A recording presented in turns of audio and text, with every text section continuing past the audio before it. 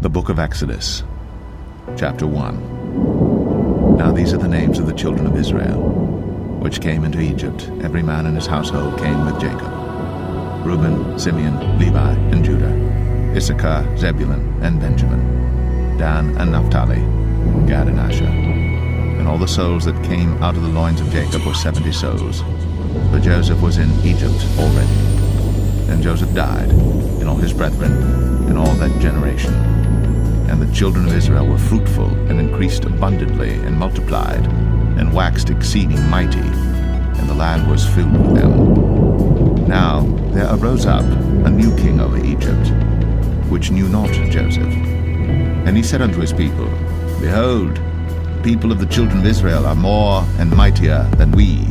Come on, let us deal wisely with them, lest they multiply. And it come to pass, that when there falleth out any war, they join also unto our enemies, and fight against us, and so get them up out of the land. Therefore they did set over them taskmasters, to afflict them with their burdens. And they built for Pharaoh treasure cities, Pithom and Ramses. But the more they afflicted them, the more they multiplied and grew, and they were grieved because of the children of Israel. And the Egyptians made the children of Israel to serve with rigor, and they made their lives bitter with hard bondage, in mortar, and in brick, and in all manner of service in the field. All their service wherein they made them serve was with rigor. And the king of Egypt spake to the Hebrew midwives, of which the name of the one was Shiphrah, and the name of the other Puah.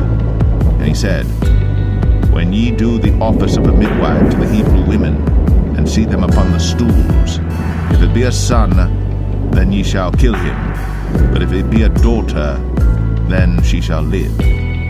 But the midwives feared God, and did not as the king of Egypt commanded them, but saved the men children alive.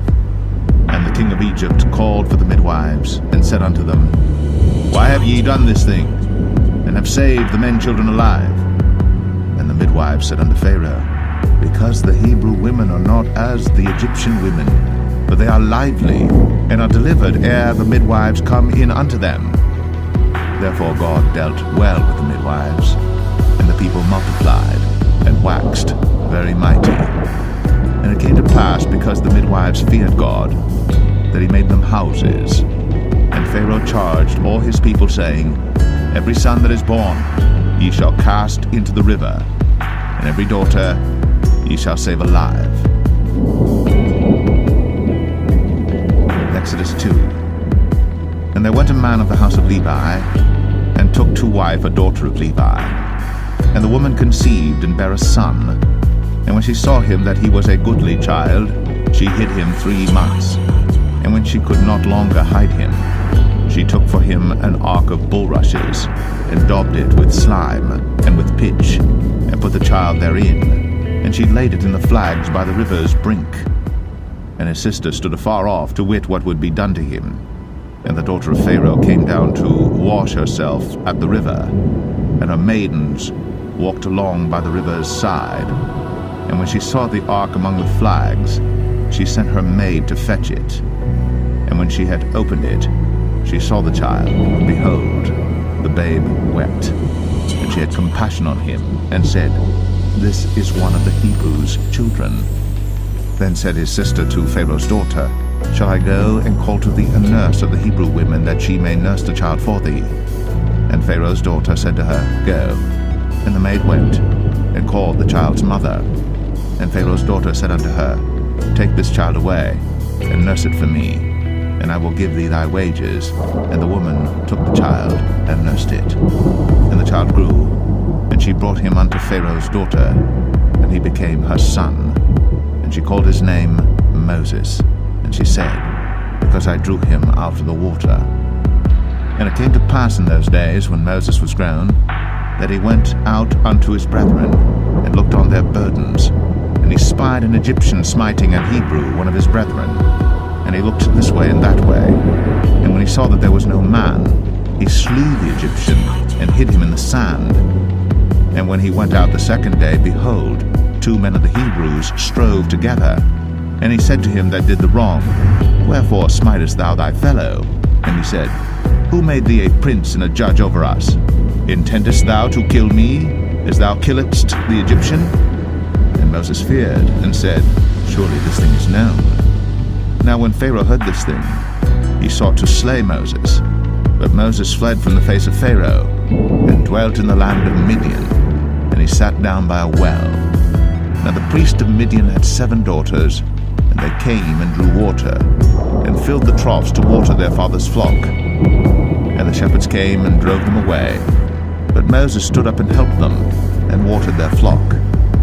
And when they came to Reuel their father, he said, How is it that ye are come so soon today?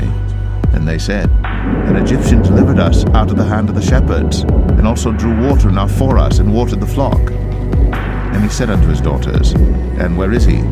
Why is it that ye have left the man? Call him, that he may eat bread.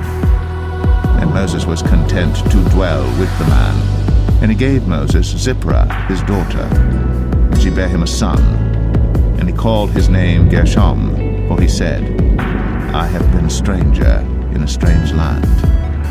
And it came to pass, in process of time, that the king of Egypt died, and the children of Israel sighed by reason of the bondage, and they cried, and their cry came up unto God by reason of the bondage.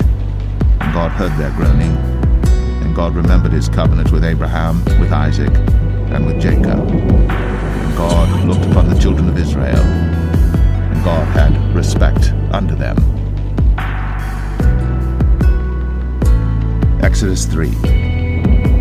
Now Moses kept the flock of Jethro, his father-in-law, the priest of Midian. And he led the flock to the backside of the desert, and came to the mountain of God, even to Horeb.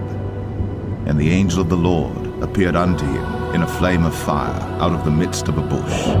And he looked, and behold, the bush burned with fire, and the bush was not consumed. And Moses said, I will now turn aside and see this great sight, why the bush is not burnt. And when the Lord saw that he turned aside to see, God called unto him out of the midst of the bush, and said, Moses, Moses. And he said, Here am I. And he said, Draw not nigh hither.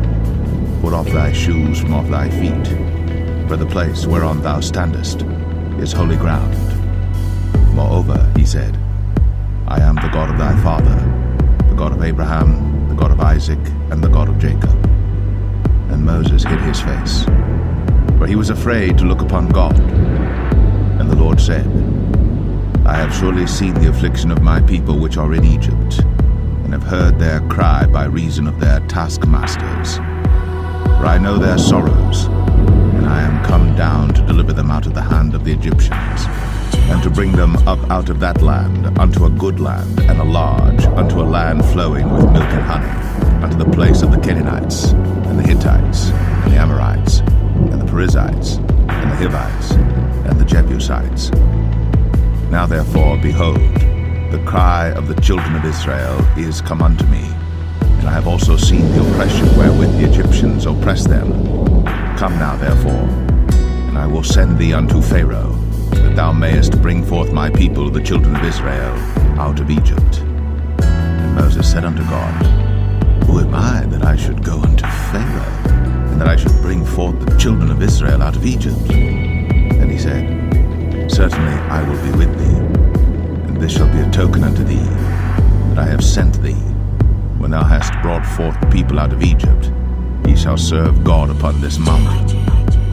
And Moses said unto God, Behold, when I come unto the children of Israel, and shall say unto them, The God of your fathers has sent me unto you, and they shall say to me, What is his name?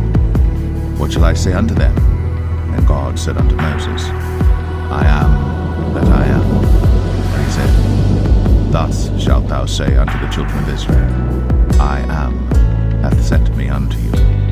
And God said moreover unto Moses, Thus shalt thou say unto the children of Israel, The Lord God of your fathers, the God of Abraham, the God of Isaac, and the God of Jacob, hath sent me unto you. This is my name forever, and this is my memorial unto all generations. Go and gather the elders of Israel together, and say unto them, The Lord God of your fathers, the God of Abraham, of Isaac, and of Jacob, appeared unto me, saying, I have surely visited you, and seen that which is done to you in Egypt. And I have said, I will bring you up out of the affliction of Egypt, unto the land of the Canaanites, and the Hittites, and the Amorites, and the Perizzites, and the Hivites, and the Jebusites, unto a land flowing with milk and honey. And they shall hearken to thy voice, and thou shalt come, thou and the elders of Israel, unto the king of Egypt, and ye shall say unto him, The Lord God of the Hebrews hath met with us. And now let us go, we beseech thee, 3 days' journey into the wilderness, that we may sacrifice to the Lord our God. And I am sure that the king of Egypt will not let you go, no, not by a mighty hand. And I will stretch out my hand, and smite Egypt with all my wonders which I will do in the midst thereof. And after that, he will let you go. And I will give this people favor in the sight of the Egyptians. And it shall come to pass that when ye go, ye shall not go empty. But every woman shall borrow of her neighbor, and of her that sojourneth in her house, jewels of silver, and jewels of gold, and raiment. And ye shall put them upon your sons, and upon your daughters, and ye shall spoil the Egyptians. Exodus 4. And Moses answered and said, But behold, they will not believe me, nor hearken unto my voice, but they will say, The Lord hath not appeared unto thee. And the Lord said unto him, What is that in thine hand?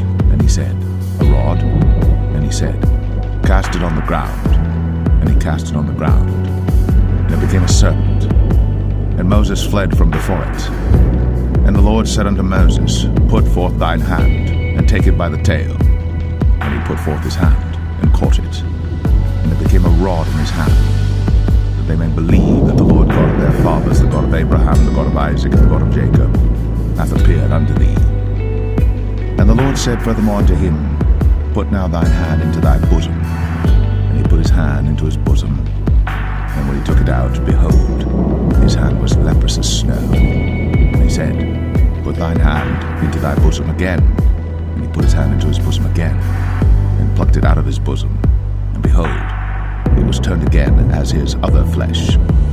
It shall come to pass, if they will not believe thee, neither hearken to the voice of the first sign, that they will believe the voice of the latter sign. And it shall come to pass, if they will not believe also these 2 signs, neither hearken unto thy voice, that thou shalt take of the water of the river, and pour it upon the dry land. And the water which thou takest out of the river shall become blood upon the dry land. And Moses said unto the Lord, O my Lord, I am not eloquent, neither heretofore nor since thou hast spoken unto thy servant, but I am slow of speech and of a slow tongue. And the Lord said unto him, Who hath made man's mouth? Or who maketh the dumb, or deaf, or the seeing, or the blind? Have not I the Lord? Now therefore go, and I will be with thy mouth, and teach thee what thou shalt say. And he said, O my Lord, send, I pray thee, by the hand of him whom thou wilt send. And the anger of the Lord was kindled against Moses. And he said, Is not Aaron the Levite thy brother? I know that he can speak well, and also, behold, he cometh forth to meet thee. And when he seeth thee, he will be glad in his heart. And thou shalt speak unto him, and put words in his mouth. And I will be with thy mouth, and with his mouth, and will teach you what ye shall do. And he shall be thy spokesman unto the people, and he shall be, even he shall be to thee instead of a mouth, and thou shalt be to him instead of God. And thou shalt take this rod in thine hand, wherewith thou shalt do signs. And Moses went, and returned to Jethro his father-in-law, and said unto him, Let me go, I pray thee, and return unto my brethren which are in Egypt, and see whether they be yet alive. And Jethro said to Moses, Go in peace. And the Lord said unto Moses in Midian, Go, return into Egypt, for all the men are dead which sought thy life. And Moses took his wife and his sons, and set them upon an ass, and he returned to the land of Egypt. And Moses took the rod of God in his hand. And the Lord said unto Moses, When thou goest to return into Egypt, See that thou do all those wonders before Pharaoh, which I have put in thine hand. But I will harden his heart, that he shall not let the people go. And thou shalt say unto Pharaoh, Thus saith the Lord, Israel is my son, even my firstborn. And I say unto thee, Let my son go, that he may serve me. And if thou refuse to let him go, behold, I will slay thy son, even thy firstborn. And it came to pass by the way in the inn, that the Lord met him, and sought to kill him. Then Zipporah took a sharp stone, and cut off the foreskin of her son, and cast it at his feet, and said, Surely a bloody husband art thou to me. So he let him go. Then she said, A bloody husband thou art, because of the circumcision. And the Lord said to Aaron, Go into the wilderness to meet Moses. And he went and met him in the mount of God, and kissed him. And Moses told Aaron all the words of the Lord who had sent him, and all the signs which he had commanded him. And Moses and Aaron went and gathered together all the elders of the children of Israel. And Aaron spake all the words which the Lord had spoken unto Moses, and did the signs in the sight of the people. And the people believed. And when they heard that the Lord had visited the children of Israel, and that he had looked upon their affliction, then they bowed their heads and worshipped. Exodus 5. And afterward Moses and Aaron went in, and told Pharaoh, Thus saith the Lord God of Israel, Let my people go, that they may hold a feast unto me in the wilderness. And Pharaoh said, Who is the Lord that I should obey his voice to let Israel go? I know not the Lord, neither will I let Israel go. And they said, The God of the Hebrews hath met with us. Let us go, we pray thee, 3 days' journey into the desert, and sacrifice unto the Lord our God, lest he fall upon us with pestilence, or with the sword. And the king of Egypt said unto them, Wherefore do ye, Moses and Aaron, let the people from their works get you unto your burdens. And Pharaoh said, Behold, the people of the land now are many, and ye make them rest from their burdens. And Pharaoh commanded the same day the taskmasters of the people and their officers, saying, Ye shall no more give the people straw to make brick, as heretofore. Let them go and gather straw for themselves. And the tale of the bricks which they did make heretofore, ye shall lay upon them. Ye shall not diminish aught thereof. For they be idle. Therefore they cry, saying, Let us go and sacrifice to our God. Let their more work be laid upon the men, that they may labor therein, and let them not regard vain words. And the taskmasters of the people went out, and their officers, and they spake to the people, saying, Thus saith Pharaoh, I will not give you straw. Go ye, get you straw where you can find it, yet not aught of your work shall be diminished. So the people were scattered abroad throughout all the land of Egypt to gather stubble instead of straw. And the taskmasters hasted them, saying, Fulfill your works, your daily tasks, as when there was straw. And the officers of the children of Israel, which Pharaoh's taskmasters had set over them, were beaten and demanded, Wherefore have ye not fulfilled your task in making brick both yesterday and today as heretofore? Then the officers of the children of Israel came and cried unto Pharaoh, saying, Wherefore dealest thou thus with thy servants? There is no straw given unto thy servants. And they say to us, Make brick. And behold, thy servants are beaten, but the fault is in thine own people. But he said, Ye are idle, ye are idle. Therefore ye say, Let us go and do sacrifice to the Lord.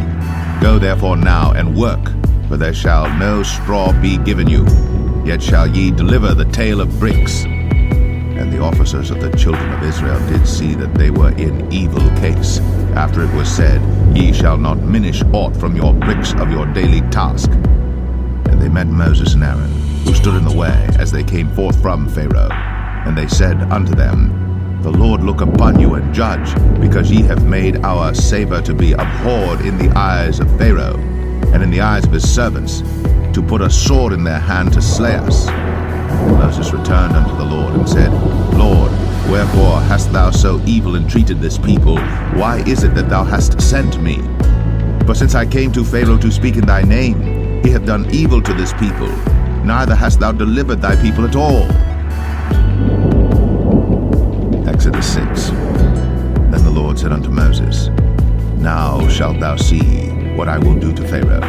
For with a strong hand shall he let them go, and with a strong hand shall he drive them out of his land.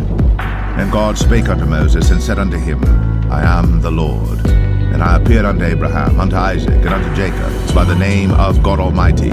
But by my name Jehovah was I not known to them. And I have also established my covenant with them, to give them the land of Canaan, the land of their pilgrimage, wherein they were strangers. And I have also heard the groaning of the children of Israel, whom the Egyptians keep in bondage. And I have remembered my covenant.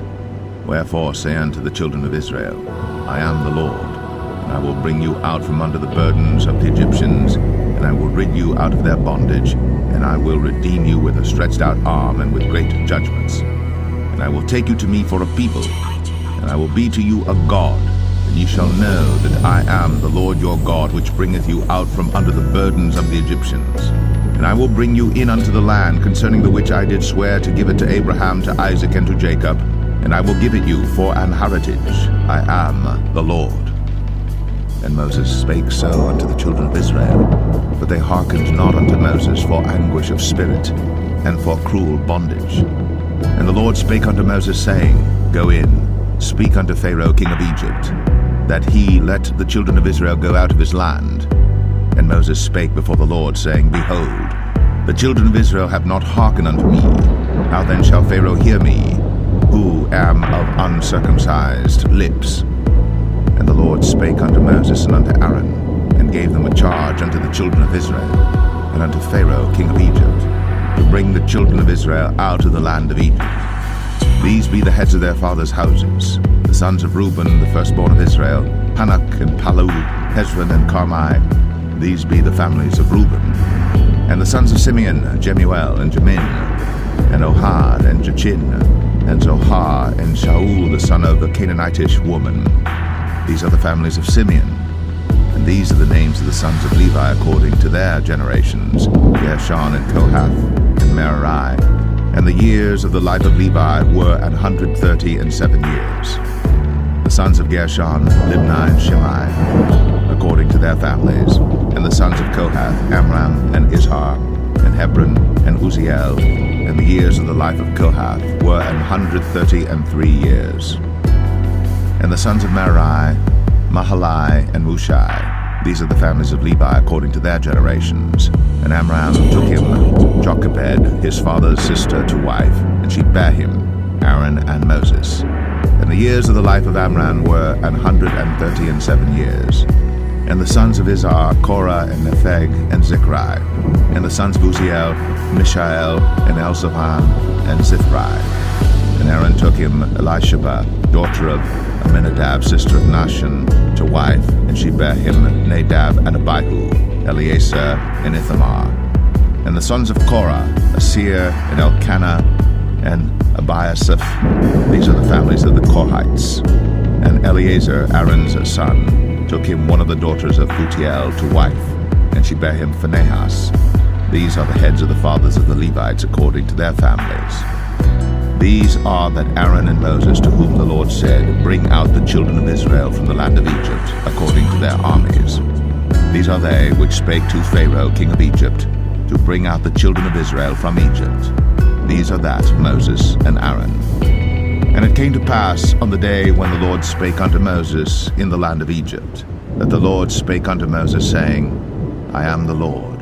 Speak thou unto Pharaoh king of Egypt all that I say unto thee. And Moses said before the Lord, Behold, I am of uncircumcised lips, and how shall Pharaoh hearken unto me? Exodus 7.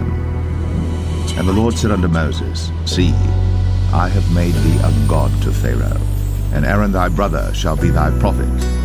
Thou shalt speak all that I command thee, and Aaron thy brother shall speak unto Pharaoh, that he send the children of Israel out of his land. And I will harden Pharaoh's heart, and multiply my signs and my wonders in the land of Egypt. But Pharaoh shall not hearken unto you, that I may lay my hand upon Egypt, and bring forth mine armies and my people, the children of Israel, out of the land of Egypt by great judgments. And the Egyptians shall know that I am the Lord, when I stretch forth mine hand upon Egypt, and bring out the children of Israel from among them. And Moses and Aaron did as the Lord commanded them, so did they. And Moses was 80 years old, and Aaron 83 years old, when they spake unto Pharaoh. And the Lord spake unto Moses and unto Aaron, saying, When Pharaoh shall speak unto you, saying, Show a miracle for you, then thou shalt say unto Aaron, Take thy rod, and cast it before Pharaoh, and it shall become a serpent. And Moses and Aaron went in unto Pharaoh, and they did so as the Lord had commanded.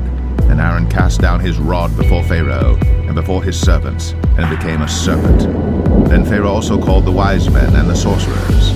Now the magicians of Egypt they also did in like manner with their enchantments. For they cast down every man his rod, and they became serpents. But Aaron's rod swallowed up their rods. And he hardened Pharaoh's heart, that he hearkened not unto them, as the Lord had said. And the Lord said unto Moses, Pharaoh's heart is hardened, he refuseth to let the people go. Get thee unto Pharaoh in the morning. Lo, he goeth out unto the water, and thou shalt stand by the river's brink against he come. And the rod which was turned to a serpent shalt thou take in thine hand. And thou shalt say unto him, The Lord God of the Hebrews hath sent me unto thee, saying, Let my people go, that they may serve me in the wilderness. And behold, hitherto thou wouldest not hear. Thus saith the Lord, In this thou shalt know that I am the Lord. Behold, I will smite with the rod that is in mine hand upon the waters which are in the river, and they shall be turned to blood. And the fish that is in the river shall die, and the river shall stink, and the Egyptians shall loathe to drink of the water of the river. And the Lord spake unto Moses, Say unto Aaron, Take thy rod, and stretch out thine hand upon the waters of Egypt, upon their streams, upon their rivers, and upon their ponds, and upon all their pools of water, that they may become blood, and that there may be blood throughout all the land of Egypt, both in vessels of wood and in vessels of stone. And Moses and Aaron did so, as the Lord commanded. And he lifted up the rod, and smote the waters that were in the river, in the sight of Pharaoh, and in the sight of his servants, and all the waters that were in the river were turned to blood. And the fish that was in the river died, and the river stank, and the Egyptians could not drink of the water of the river, and there was blood throughout all the land of Egypt. And the magicians of Egypt did so with their enchantments, and Pharaoh's heart was hardened, neither did he hearken unto them, as the Lord had said. And Pharaoh turned and went into his house, neither did he set his heart to this also. And all the Egyptians digged round about the river for water to drink, for they could not drink of the water of the river. And 7 days were fulfilled. After that the Lord had smitten the river. Exodus 8. And the Lord spake unto Moses, Go unto Pharaoh, and say unto him, Thus saith the Lord, Let my people go, that they may serve me. And if thou refuse to let them go, behold, I will smite all thy borders with frogs, and the river shall bring forth frogs abundantly, which shall go up and come into thine house, and into thy bedchamber, and upon thy bed, and into the house of thy servants, and upon thy people, and into thine ovens, and into thy kneading troughs.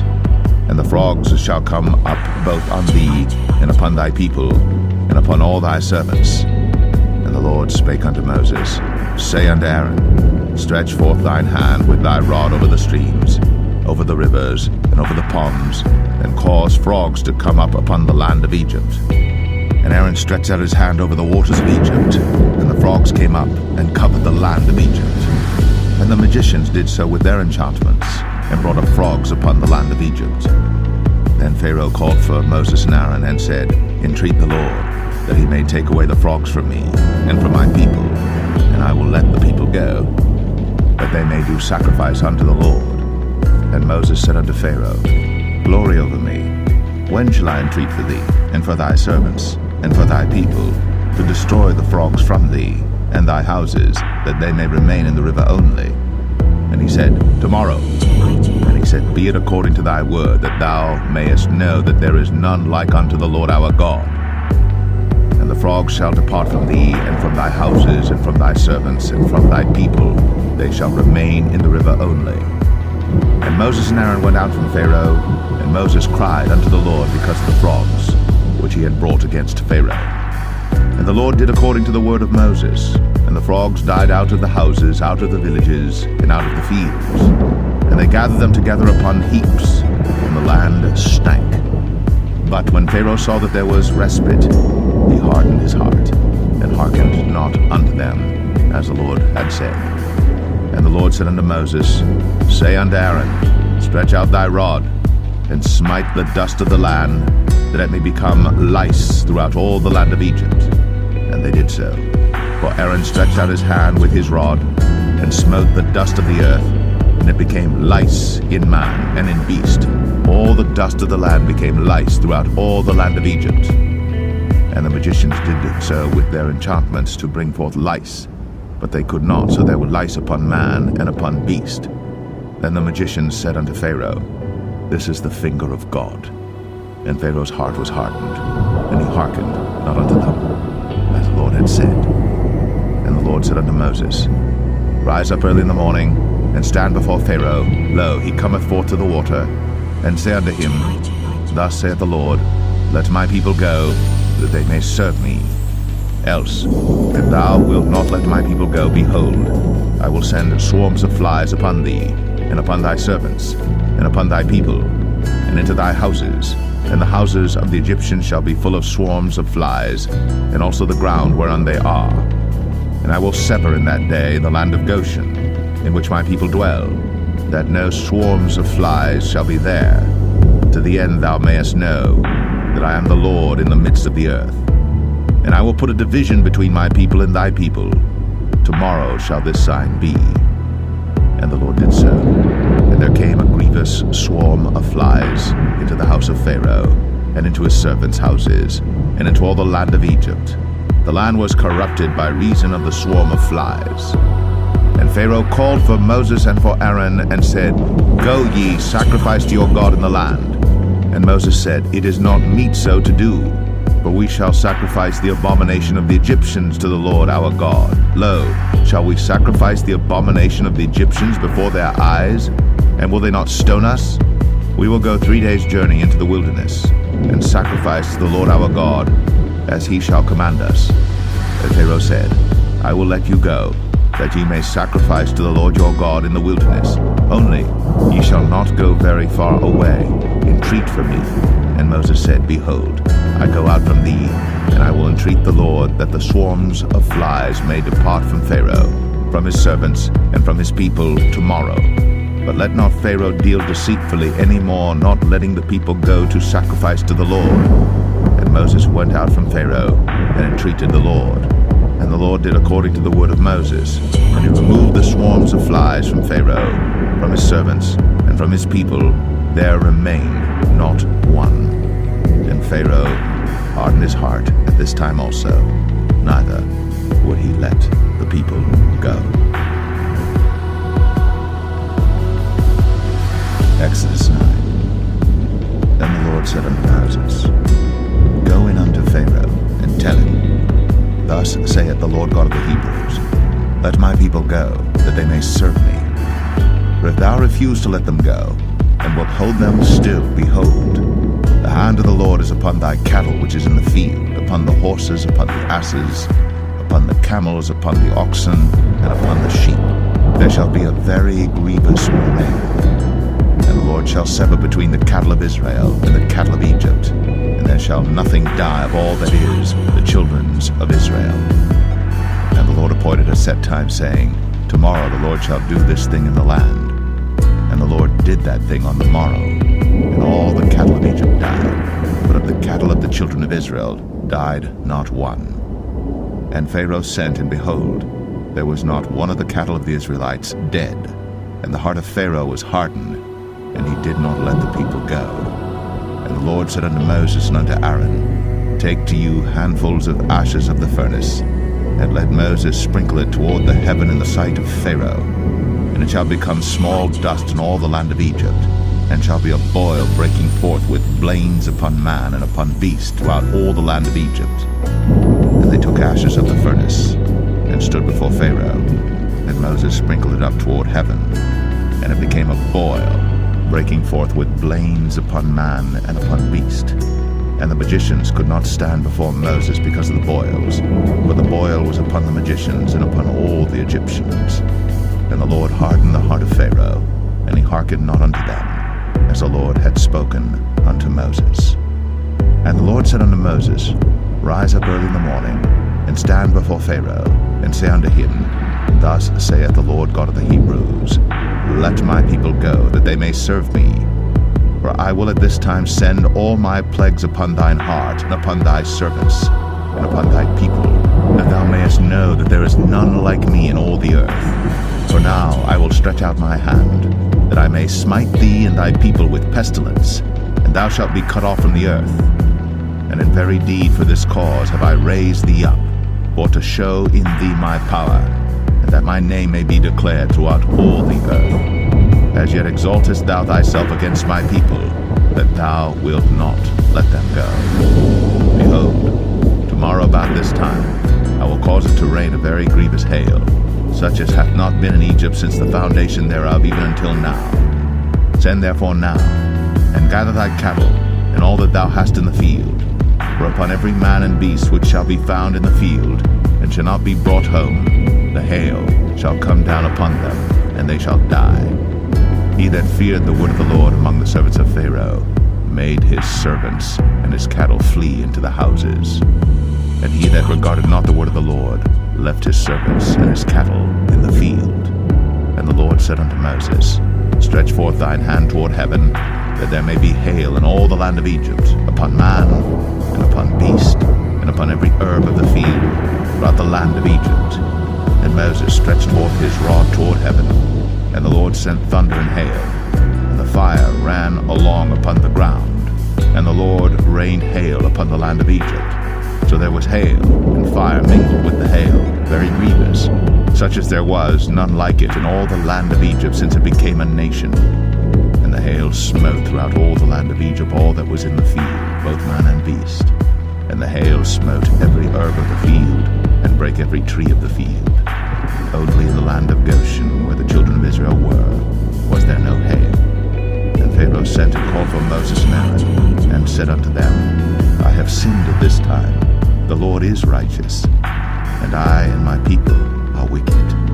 Entreat the Lord, for it is enough that there be no more mighty thunderings and hail, and I will let you go, and ye shall stay no longer. And Moses said unto him, As soon as I am gone out of the city, I will spread abroad my hands unto the Lord, and the thunder shall cease, neither shall there be any more hail, that thou mayest know how that the earth is the Lord's.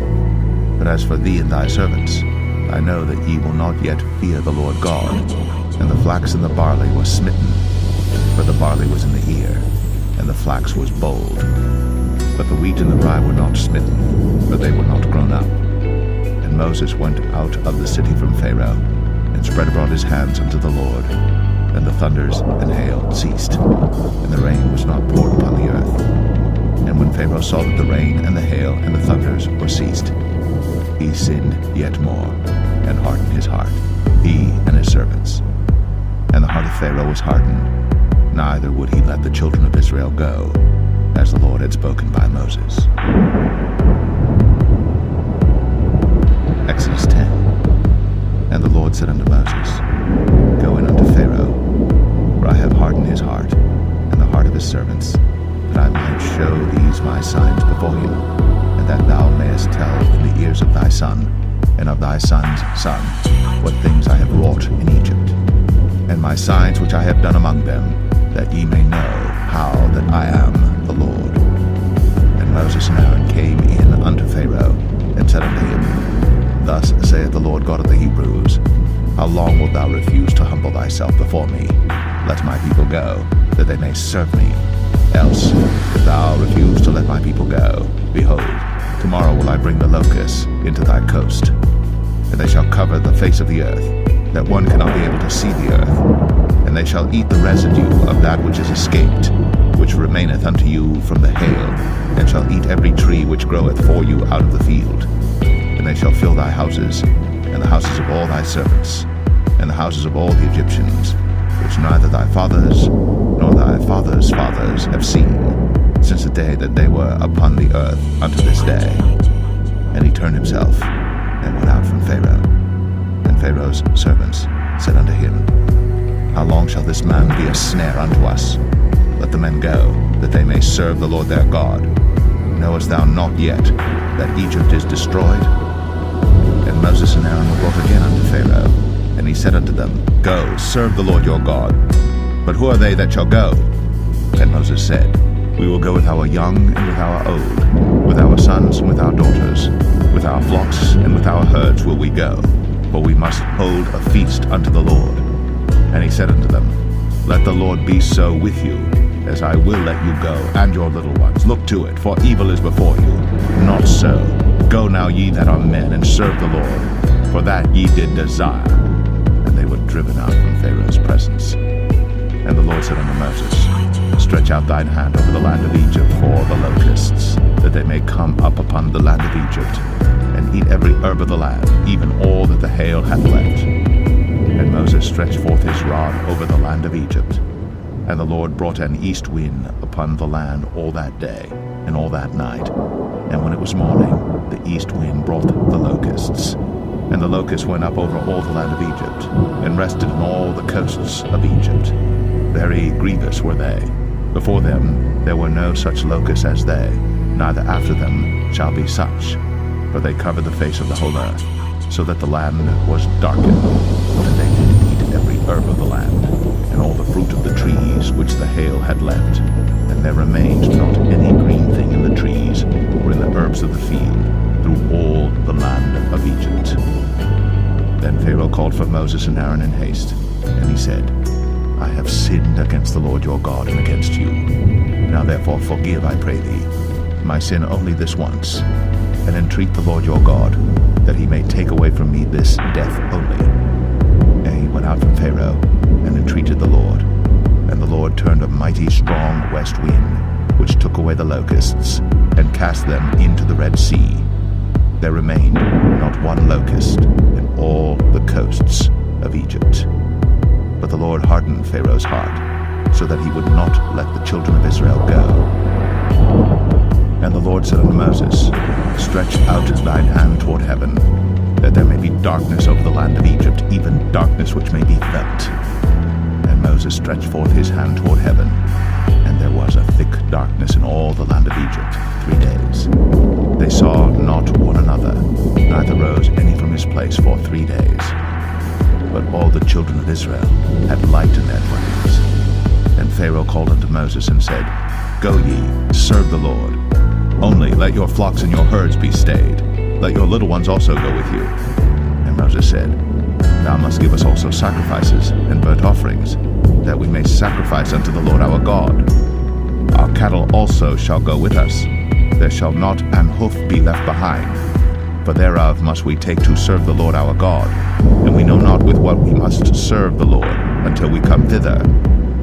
But the Lord hardened Pharaoh's heart, and he would not let them go. And Pharaoh said unto him, Get thee from me, take heed to thyself, see my face no more, for in that day thou seest my face, thou shalt die. And Moses said, Thou hast spoken well, I will see thy face again no more. Exodus 11. And the Lord said unto Moses, Yet will I bring one plague more upon Pharaoh and upon Egypt. Afterwards he will let you go hence. When he shall let you go, he shall surely thrust you out hence altogether. Speak now in the ears of the people, and let every man borrow of his neighbor, and every woman of her neighbor, jewels of silver and jewels of gold. And the Lord gave the people favor in the sight of the Egyptians. Moreover, the man Moses was very great in the land of Egypt, in the sight of Pharaoh's servants, and in the sight of the people. And Moses said, Thus saith the Lord, About midnight will I go out into the midst of Egypt. and all the firstborn in the land of Egypt shall die, from the firstborn of Pharaoh that sitteth upon his throne, even unto the firstborn of the maidservant that is behind the mill, and all the firstborn of beasts. And there shall be a great cry throughout all the land of Egypt, such as there was none like it, nor shall be like it any more. But against any of the children of Israel shall not a dog move his tongue, against man or beast, that ye may know how that the Lord doth put a difference between the Egyptians and Israel. And all these thy servants shall come down unto me, and bow down themselves unto me, saying, Get thee out, and all the people that follow thee, and after that I will go out. And he went out from Pharaoh in a great anger. And the Lord said unto Moses, Pharaoh shall not hearken unto you, that my wonders may be multiplied in the land of Egypt. And Moses and Aaron did all these wonders before Pharaoh. And the Lord hardened Pharaoh's heart, so that he would not let the children of Israel go out of his land. Exodus 12. And the Lord spake unto Moses and Aaron in the land of Egypt, saying, This month shall be unto you the beginning of months. It shall be the first month of the year to you. Speak ye unto all the congregation of Israel, saying, In the 10th day of this month they shall take to them every man a lamb, according to the house of their fathers, a lamb for an house. And if the household be too little for the lamb, let him and his neighbor next unto his house take it according to the number of the souls. Every man according to his eating shall make your count for the lamb. Your lamb shall be without blemish, a male of the first year. Ye shall take it out from the sheep or from the goats. And ye shall keep it up until the 14th day of the same month. And the whole assembly of the congregation of Israel shall kill it in the evening. And they shall take of the blood and strike it on the two side posts, and on the upper door post of the houses wherein they shall eat it. And they shall eat the flesh in that night, roast with fire, and unleavened bread, and with bitter herbs they shall eat it. Eat not of it raw, nor sodden it all with water, but roast with fire, his head with his legs, and with the purtenance thereof. And ye shall let nothing of it remain until the morning. And that which remaineth of it until the morning ye shall burn with fire. And thus shall ye eat it, with your loins girded, your shoes on your feet, and your staff in your hand. And ye shall eat it in haste. It is the Lord's Passover. For I will pass through the land of Egypt this night, and will smite all the firstborn in the land of Egypt, both man and beast. And against all the gods of Egypt I will execute judgment. I am the Lord. And the blood shall be to you for a token upon the houses where ye are. And when I see the blood, I will pass over you, and the plague shall not be upon you to destroy you, when I smite the land of Egypt. And this day shall be unto you for a memorial, and ye shall keep it a feast to the Lord throughout your generations. Ye shall keep it a feast by an ordinance forever. 7 days shall ye eat unleavened bread. Even the first day ye shall put away leaven out of your houses. For whosoever eateth leavened bread from the first day until the 7th day, that soul shall be cut off from Israel. And in the first day there shall be an holy convocation, and in the 7th day there shall be an holy convocation to you. No manner of work shall be done in them, save that which every man must eat, that only may be done of you. And ye shall observe the feast of unleavened bread. For in this selfsame day have I brought your armies out of the land of Egypt. Therefore shall ye observe this day in your generations by an ordinance forever. In the first month, on the 14th day of the month at even, ye shall eat unleavened bread, until the 21st day of the month at even. 7 days shall there be no leaven found in your houses. For whosoever eateth that which is leavened, even that soul shall be cut off from the congregation of Israel, whether he be a stranger or born in the land. Ye shall eat nothing leavened. In all your habitations shall ye eat unleavened bread. Then Moses called for all the elders of Israel, and said unto them, Draw out, and take you a lamb according to your families, and kill the Passover. And ye shall take a bunch of hyssop, and dip it in the blood that is in the basin, and strike the lintel and the 2 side posts with the blood that is in the basin, And none of you shall go out at the door of his house until the morning. For the Lord will pass through to smite the Egyptians. And when he seeth the blood upon the lintel, and on the two side posts, the Lord will pass over the door, and will not suffer the destroyer to come in unto your houses to smite you. And ye shall observe this thing for an ordinance to thee and to thy sons forever.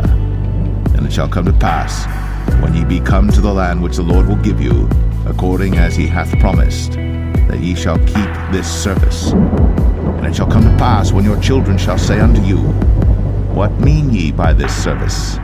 That ye shall say, It is the sacrifice of the Lord's Passover, who passed over the houses of the children of Israel in Egypt, when he smote the Egyptians, and delivered our houses. And the people bowed the head, and worshipped. And the children of Israel went away, and did as the Lord had commanded Moses and Aaron, so did they. And it came to pass that at midnight the Lord smote all the firstborn in the land of Egypt, from the firstborn of Pharaoh that sat on his throne unto the firstborn of the captive that was in the dungeon, and all the firstborn of cattle. And Pharaoh rose up in the night, he and all his servants and all the Egyptians, and there was a great cry in Egypt, but there was not a house where there was not one dead. And he called for Moses and Aaron by night, and said, Rise up, and get you forth from among my people, both ye and the children of Israel, and go, serve the Lord, as ye have said. Also take your flocks and your herds, as ye have said, and be gone, and bless me also. And the Egyptians were urgent upon the people, that they might send them out of the land in haste. For they said, We be all dead men. And the people took their dough before it was leavened, their kneading troughs being bound up in their clothes upon their shoulders. And the children of Israel did according to the word of Moses. And they borrowed of the Egyptians jewels of silver, and jewels of gold and raiment. And the Lord gave the people favor in the sight of the Egyptians, so that they lent unto them such things as they required, and they spoiled the Egyptians. And the children of Israel journeyed from Ramses to Succoth, about 600,000 on foot, that were men, beside children. And a mixed multitude went up also with them, and flocks and herds, even very much cattle. And they baked unleavened cakes of the dough which they brought forth out of Egypt, for it was not leavened, because they were thrust out of Egypt, and could not tarry, neither had they prepared for themselves any victual. Now the sojourning of the children of Israel, who dwelt in Egypt, was 430 years. And it came to pass at the end of the 430 years, even the selfsame day it came to pass, that all the hosts of the Lord went out from the land of Egypt. It is a night to be much observed unto the Lord for bringing them out from the land of Egypt. This is that night of the Lord to be observed of all the children of Israel in their generations. And the Lord said unto Moses and Aaron, This is the ordinance of the Passover. There shall no stranger eat thereof. But every man's servant that is bought for money, when thou hast circumcised him, then shall he eat thereof. A foreigner and an hired servant shall not eat thereof. In one house shall it be eaten. Thou shalt not carry forth aught of the flesh abroad out of the house, neither shall ye break a bone thereof. All the congregation of Israel shall keep it. And when a stranger shall sojourn with thee, and will keep the Passover to the Lord, let all his males be circumcised, and then let him come near and keep it. And he shall be as one that is born in the land. For no uncircumcised person shall eat thereof. One law shall be to him that is homeborn, and unto the stranger that sojourneth among you. Thus did all the children of Israel, as the Lord commanded Moses and Aaron, so did they. And it came to pass the selfsame day, that the Lord did bring the children of Israel out of the land of Egypt by their armies. Exodus 13. And the Lord spake unto Moses, saying, Sanctify unto me all the firstborn, whatsoever openeth the womb among the children of Israel, both of man and of beast, it is mine. And Moses said unto the people, Remember this day in which ye came out from Egypt, out of the house of bondage. For by strength of hand the Lord brought you out from this place. There shall no leavened bread be eaten. This day came ye out in the month Abib. And it shall be, when the Lord shall bring thee into the land of the Canaanites, and the Hittites, and the Amorites, and the Hivites, and the Jebusites, which he sware unto thy fathers to give thee, a land flowing with milk and honey, that thou shalt keep this service in this month. 7 days thou shalt eat unleavened bread, and in the 7th day shall be a feast to the Lord. Unleavened bread shall be eaten 7 days, and there shall no leavened bread be seen with thee, neither shall there be leaven seen with thee in all thy quarters. And thou shalt show thy son in that day, saying, This is done because of that which the Lord did unto me, when I came forth out of Egypt. And it shall be for a sign unto thee upon thine hand, and for a memorial between thine eyes, that the Lord's law may be in thy mouth. For with a strong hand hath the Lord brought thee out of Egypt. Thou shalt therefore keep this ordinance in his season from year to year. And it shall be, when the Lord shall bring thee into the land of the Canaanites, as he sware unto thee and to thy fathers, and shall give it thee, that thou shalt set apart unto the Lord all that openeth the matrix, and every firstling that cometh of a beast which thou hast, the males shall be the Lord's. And every firstling of an ass thou shalt redeem with a lamb, and if thou wilt not redeem it, then thou shalt break his neck. And all the firstborn of man among thy children shalt thou redeem. And it shall be, when thy son asketh thee in time to come, saying, What is this? That thou shalt say unto him, By strength of hand the Lord brought us out from Egypt, from the house of bondage. And it came to pass, when Pharaoh would hardly let us go, that the Lord slew all the firstborn in the land of Egypt, both the firstborn of man and the firstborn of beast. Therefore I sacrifice to the Lord all that openeth the matrix, being males, for all the firstborn of my children I redeem.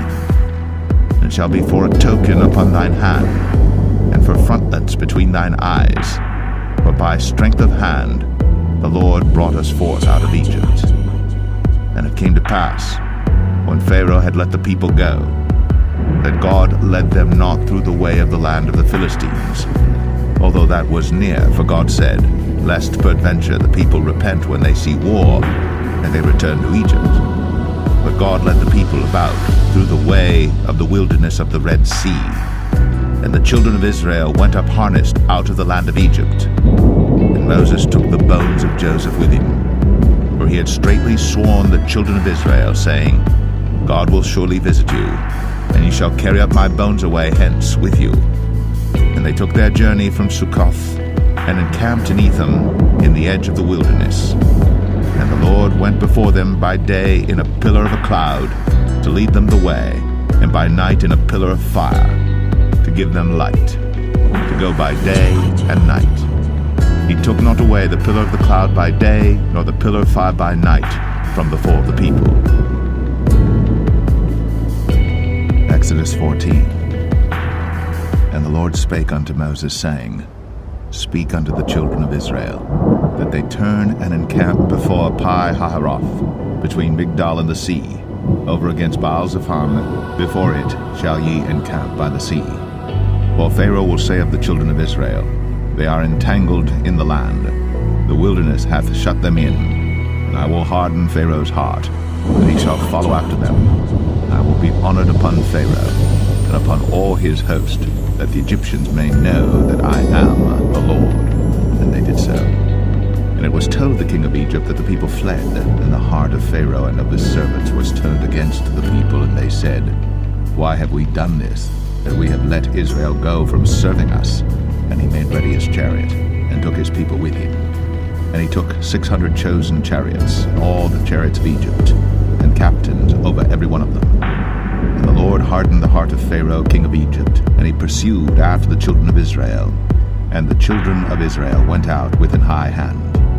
But the Egyptians pursued after them all the horses and chariots of Pharaoh, and his horsemen and his army, and overtook them encamping by the sea, beside Pi-hahiroth, before Baal-zebub. And when Pharaoh drew nigh, the children of Israel lifted up their eyes, and behold, the Egyptians marched after them, and they were sore afraid.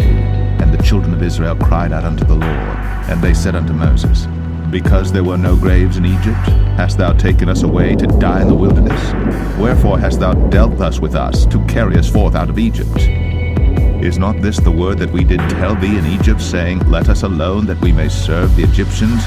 For it had been better for us to serve the Egyptians than that we should die in the wilderness. And Moses said unto the people, Fear ye not, stand still, and see the salvation of the Lord, which he will show to you today.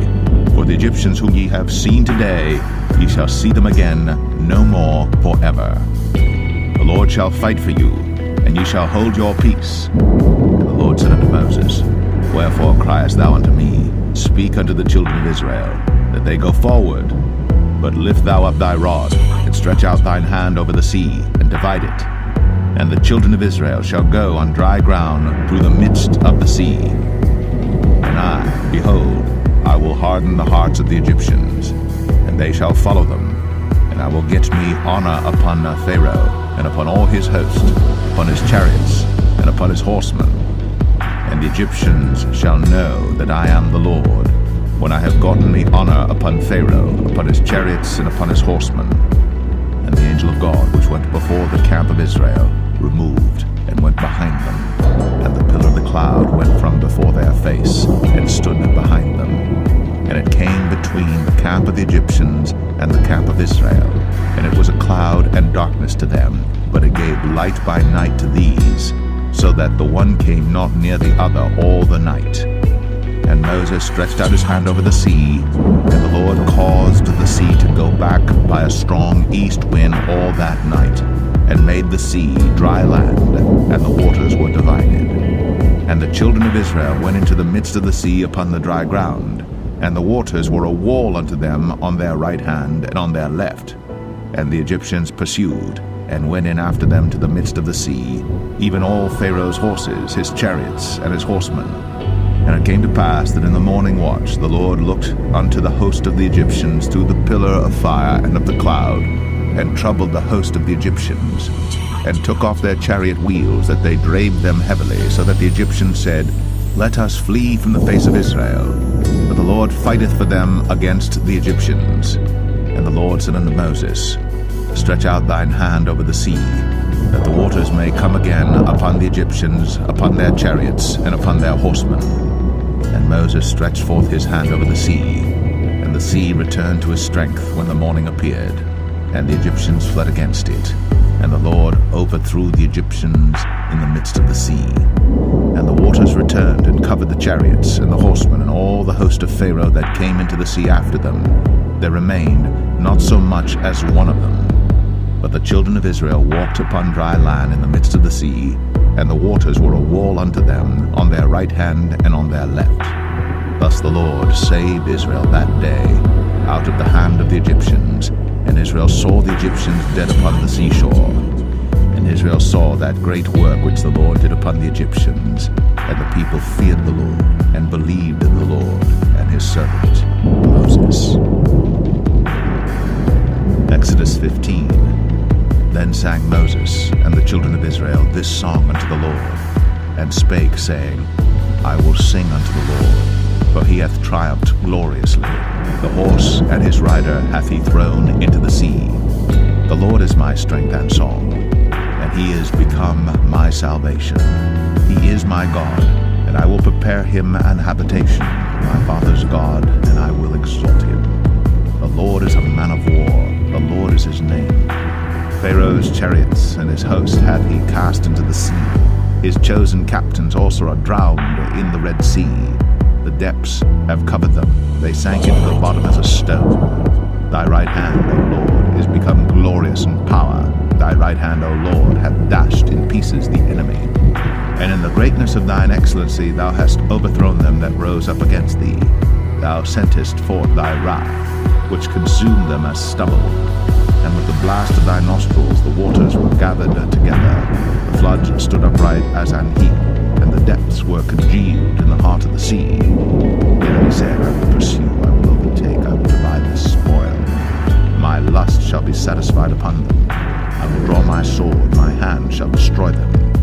Thou didst blow with thy wind, the sea covered them. They sank as lead in the mighty waters. Who is like unto thee, O Lord, among the gods? Who is like thee, glorious in holiness, fearful in praises, doing wonders? Thou stretchest out thy right hand, the earth swallowed them. Thou in thy mercy hast led forth the people which thou hast redeemed. Thou hast guided them in thy strength unto thy holy habitation. The people shall hear and be afraid. Sorrow shall take hold on the inhabitants of Palestina.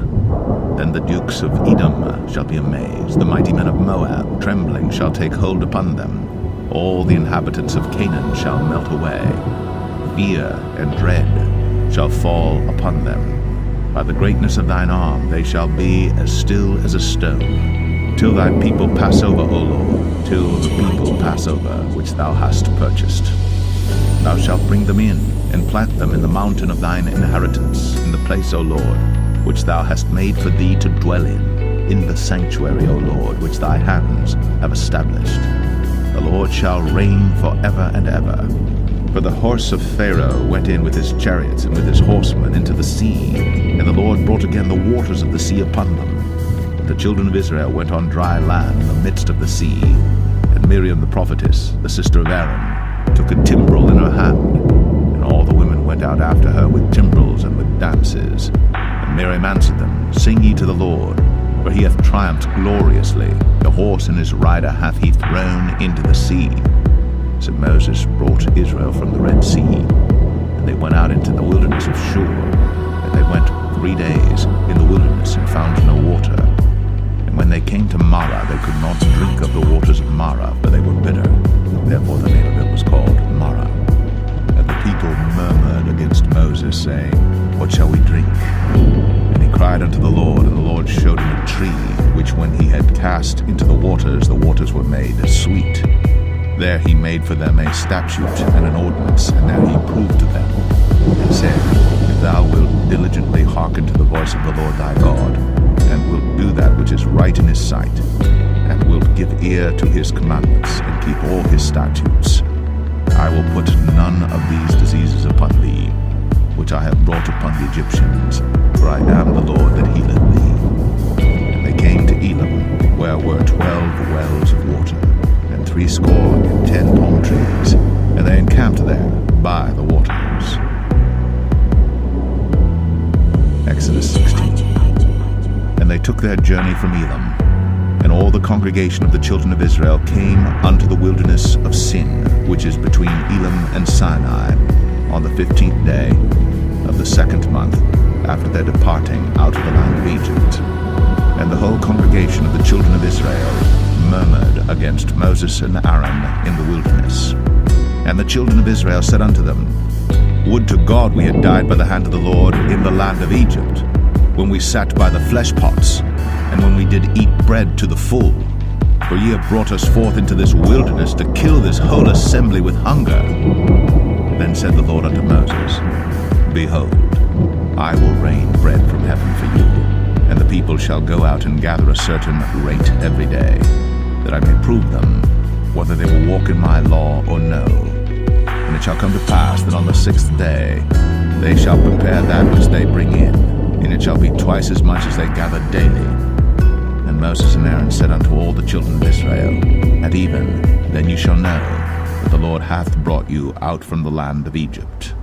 And in the morning, then ye shall see the glory of the Lord, for that he heareth your murmurings against the Lord. And what are we that ye murmur against us? And Moses said, This shall be when the Lord shall give you in the evening flesh to eat, and in the morning bread to the full, for that the Lord heareth your murmurings, which ye murmur against him. And what are we?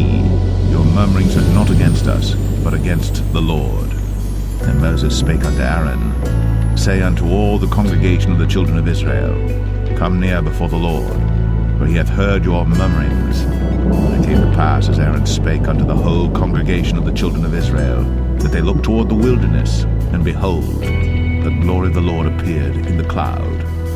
And the Lord spake unto Moses, saying, I have heard the murmurings of the children of Israel, Speak unto them, saying, At even ye shall eat flesh, and in the morning ye shall be filled with bread, and ye shall know that I am the Lord your God. And it came to pass that at even the quails came up and covered the camp, and in the morning the dew lay round about the host. And when the dew that lay was gone up, behold, upon the face of the wilderness there lay a small round thing, as small as the hoarfrost on the ground. And when the children of Israel saw it, they said one to another, It is manna, for they wist not what it was. And Moses said unto them, This is the bread which the Lord hath given you to eat. This is the thing which the Lord hath commanded. Gather of it every man according to his eating, an omer for every man according to the number of your persons. Take ye every man for them which are in his tents. And the children of Israel did so, and gathered some more, some less. And when they did meet it with an omer, he that gathered much had nothing over, and he that gathered little had no lack. And they gathered every man according to his eating. And Moses said, Let no man leave of it till the morning. Notwithstanding they hearkened not unto Moses, but some of them left of it until the morning, and it bred worms and stank. And Moses was wroth with them. And they gathered it every morning, every man according to his eating. And when the sun waxed hot, it melted. And it came to pass, on the 6th day, they gathered twice as much bread, 2 omers for one man. And all the rulers of the congregation came and told Moses. And he said unto them, This is that which the Lord hath said. Tomorrow is the rest of the holy Sabbath unto the Lord. Bake that which ye shall bake today, and see that ye will see, and that which remaineth over lay up for you to be kept until the morning. And they laid it up till the morning, as Moses bade, and it did not stink, neither was there any worm therein.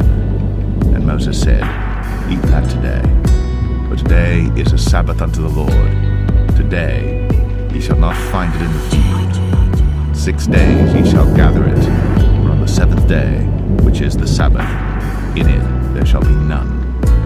And it came to pass that there went out some of the people on the 7th day for to gather, and they found none. And the Lord said unto Moses, How long refuse ye to keep my commandments and my laws? See, for that the Lord hath given you the Sabbath. Therefore he giveth you on the 6th day the bread of 2 days. Abide ye every man in his place. Let no man go out of his place on the 7th day. So the people rested on the 7th day. And the house of Israel called the name thereof manna. And it was like coriander seed, white, and the taste of it was like wafers made with honey.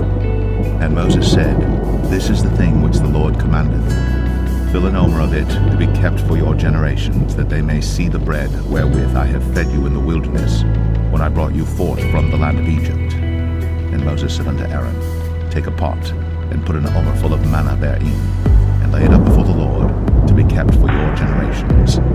As the Lord commanded Moses, so Aaron laid it up before the testimony to be kept. And the children of Israel did eat manna 40 years, until they came to a land inhabited.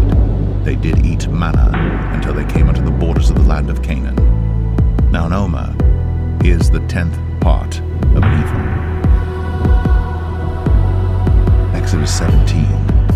And all the congregation of the children of Israel journeyed from the wilderness of Sin after their journeys, according to the commandment of the Lord, and pitched in Rephidim. And there was no water for the people to drink. Wherefore the people did chide with Moses, and said, Give us water that we may drink. And Moses said unto them, Why chide ye with me? Wherefore do ye tempt the Lord? And the people thirsted therefore, and the people murmured against Moses, and said, Wherefore is this that thou hast brought us up out of Egypt, to kill us, and our children, and our cattle with thirst? And Moses cried unto the Lord, saying, What shall I do unto this people? They be almost ready to stone me. And the Lord said unto Moses, Go on before the people, and take with thee of the elders of Israel, and thy rod wherewith thou smotest the river, take in thine hand, and go. Behold, I will stand before thee there upon the rock in Horeb, and thou shalt smite the rock. And there shall come water out of it, that the people may drink. And Moses did so in the sight of the elders of Israel. And he called the name of the place Massah. and Meribah, because of the chiding of the children of Israel, and because they tempted the Lord, saying, Is the Lord among us or not? Then came Amalek and fought with Israel in Rephidim. And Moses said unto Joshua, Choose us out men, and go out, fight with Amalek. Tomorrow I will stand on the top of the hill with the rod of God in mine hand. So Joshua did as Moses had said to him, and fought with Amalek. And Moses, Aaron, and Hur went up to the top of the hill. And it came to pass, when Moses held up his hand, that Israel prevailed. And when he let down his hand, Amalek prevailed. But Moses' hands were heavy, and they took a stone and put it under him, and he sat thereon. And Aaron and Hur stayed up his hands, the one on the one side, and the other on the other side. And his hands were steady until the going down of the sun. And Joshua discomfited Amalek and his people with the edge of the sword. And the Lord said unto Moses, Write this for a memorial in a book, and rehearse it in the ears of Joshua. For I will utterly put out the remembrance of Amalek from under heaven. And Moses built an altar, and called the name of it Jehovah Nissi. For he said, Because the Lord has sworn that the Lord will have war with Amalek from generation to generation. Exodus 18. When Jethro, the priest of Midian, Moses' father-in-law, heard of all that God had done for Moses, and for Israel his people, and that the Lord had brought Israel out of Egypt, then Jethro, Moses' father-in-law, took Zipporah, Moses' wife, after he'd sent her back, and her 2 sons, of which the name of the one was Gershom, for he said, I have been an alien in a strange land. And the name of the other was Eleazar, for the God of my father, said he, was mine help, and delivered me from the sword of Pharaoh. And Jethro, Moses' father-in-law, came with his sons and his wife unto Moses into the wilderness, where he encamped at the mount of God. And he said unto Moses, I thy father-in-law Jethro am come unto thee, and thy wife and her 2 sons with her. And Moses went out to meet his father-in-law, and did obeisance, and kissed him. And they asked each other of their welfare, and they came into the tent. And Moses told his father-in-law all that the Lord had done unto Pharaoh, and to the Egyptians for Israel's sake, and all the travail that had come upon them by the way, and how the Lord delivered them. And Jethro rejoiced for all the goodness which the Lord had done to Israel, whom he had delivered out of the hand of the Egyptians. And Jethro said, Blessed be the Lord, who hath delivered you out of the hand of the Egyptians, and out of the hand of Pharaoh, who hath delivered the people from under the hand of the Egyptians. Now I know that the Lord is greater than all gods, for in the thing wherein they dealt proudly he was above them. And Jethro, Moses' father-in-law, took a burnt offering and sacrifices for God. And Aaron came, and all the elders of Israel, to eat bread with Moses' father-in-law before God. And it came to pass on the morrow that Moses sat to judge the people, and the people stood by Moses from the morning unto the evening. And when Moses' father-in-law saw all that he did to the people, he said, What is this thing that thou doest to the people? Why sittest thou thyself alone, and all the people stand by thee from morning unto even? And Moses said unto his father-in-law, Because the people come unto me to inquire of God. When they have a matter they come unto me, and I judge between one and another, and I do make them know the statutes of God and his laws. And Moses' father-in-law said unto him, The thing that thou doest is not good. Thou wilt surely wear away both thou and this people that is with thee. For this thing is too heavy for thee. Thou art not able to perform it thyself alone. Hearken now unto my voice. I will give thee counsel, and God shall be with thee. Be thou for the people to Godward, that thou mayest bring the causes unto God. And thou shalt teach them ordinances and laws, and shalt show them the way wherein they must walk, and the work that they must do. Moreover, thou shalt provide out of all the people able men, such as fear God, men of truth, hating covetousness, and place such over them to be rulers of thousands, and rulers of hundreds, rulers of 50s, and rulers of 10s. And let them judge the people at all seasons. And it shall be that every great matter they shall bring unto thee, but every small matter they shall judge. So shall it be easier for thyself, and they shall bear the burden with thee. If thou shalt do this thing, And God command thee so, then thou shalt be able to endure, and all this people shall also go to their place in peace. So Moses hearkened to the voice of his father-in-law, and did all that he had said. And Moses chose able men out of all Israel, and made them heads over the people, rulers of thousands, rulers of hundreds, rulers of 50s, and rulers of 10s. And they judged the people at all seasons. The hard causes they brought unto Moses, but every small matter they judged themselves. And Moses let his father-in-law depart, and he went his way into his own land. Exodus 19. In the 3rd month, when the children of Israel were gone forth out of the land of Egypt, the same day came they into the wilderness of Sinai, but they were departed from Rephidim, and were come to the desert of Sinai, and had pitched in the wilderness, and there Israel camped before the mount.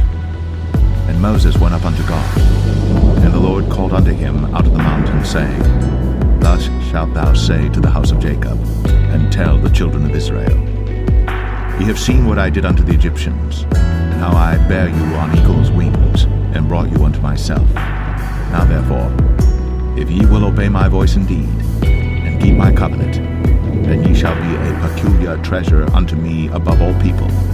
For all the earth is mine, and ye shall be unto me a kingdom of priests, and an holy nation. These are the words which thou shalt speak unto the children of Israel.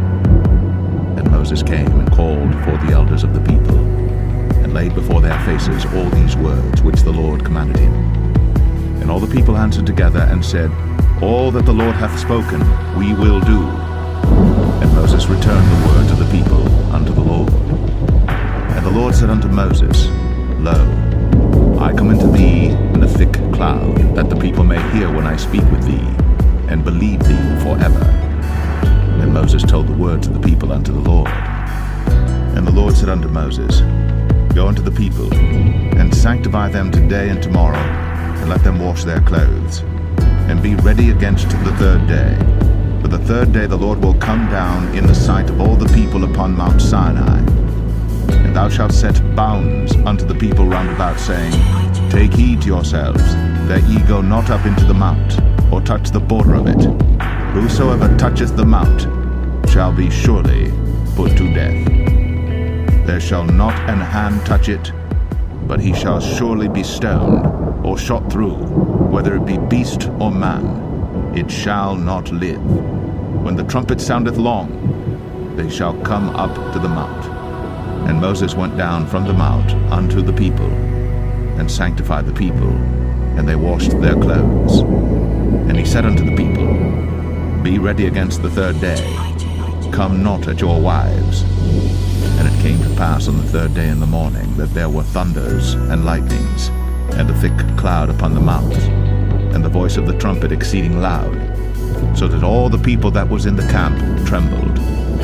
And Moses brought forth the people out of the camp to meet with God. And they stood at the nether part of the mount. And Mount Sinai was altogether on a smoke, because the Lord descended upon it in fire, and the smoke thereof ascended as the smoke of a furnace, and the whole mount quaked greatly.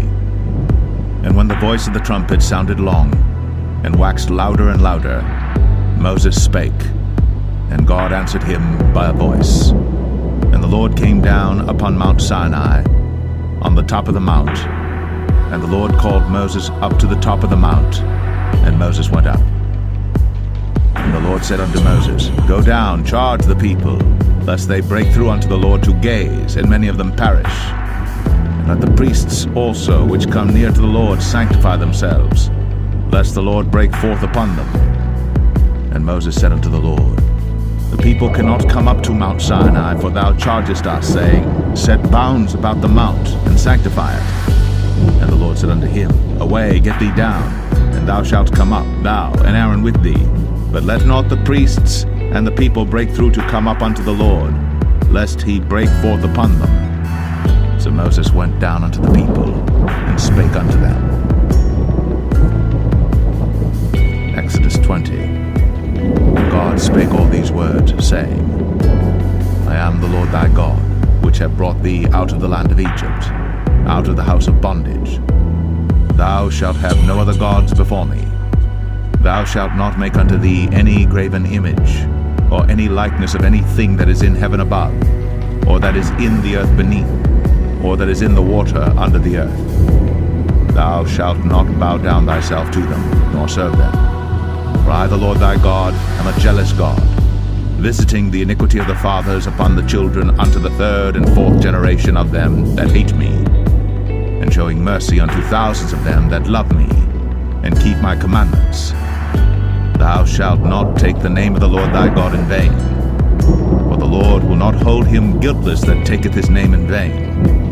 Remember the Sabbath day, to keep it holy. 6 days shalt thou labor and do all thy work. But the seventh day is the Sabbath of the Lord thy God. In it thou shalt not do any work, thou, nor thy son, nor thy daughter, thy manservant, nor thy maidservant, nor thy cattle, nor thy stranger that is within thy gates. For in 6 days the Lord made heaven and earth, the sea, and all that in them is, and rested the seventh day. Wherefore the Lord blessed the Sabbath day and hallowed it. Honor thy father and thy mother, that thy days may be long upon the land which the Lord thy God giveth thee. Thou shalt not kill. Thou shalt not commit adultery. Thou shalt not steal. Thou shalt not bear false witness against thy neighbor. Thou shalt not covet thy neighbor's house. Thou shalt not covet thy neighbor's wife, nor his manservant, nor his maidservant, nor his ox, nor his ass, nor anything that is thy neighbor's. And all the people saw the thunderings, and the lightnings, and the noise of the trumpet, and the mountain smoking. And when the people saw it, they removed, and stood afar off. And they said unto Moses, Speak thou with us, and we will hear. But let not God speak with us, lest we die. And Moses said unto the people, Fear not, for God is come to prove you, and that his fear may be before your faces, that ye sin not. And the people stood afar off. And Moses drew near unto the thick darkness where God was. And the Lord said unto Moses, Thus thou shalt say unto the children of Israel, Ye have seen that I have talked with you from heaven.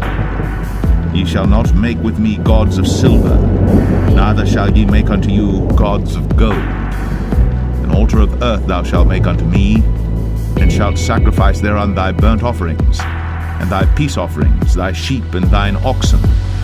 In all places where I record my name I will come unto thee, and I will bless thee.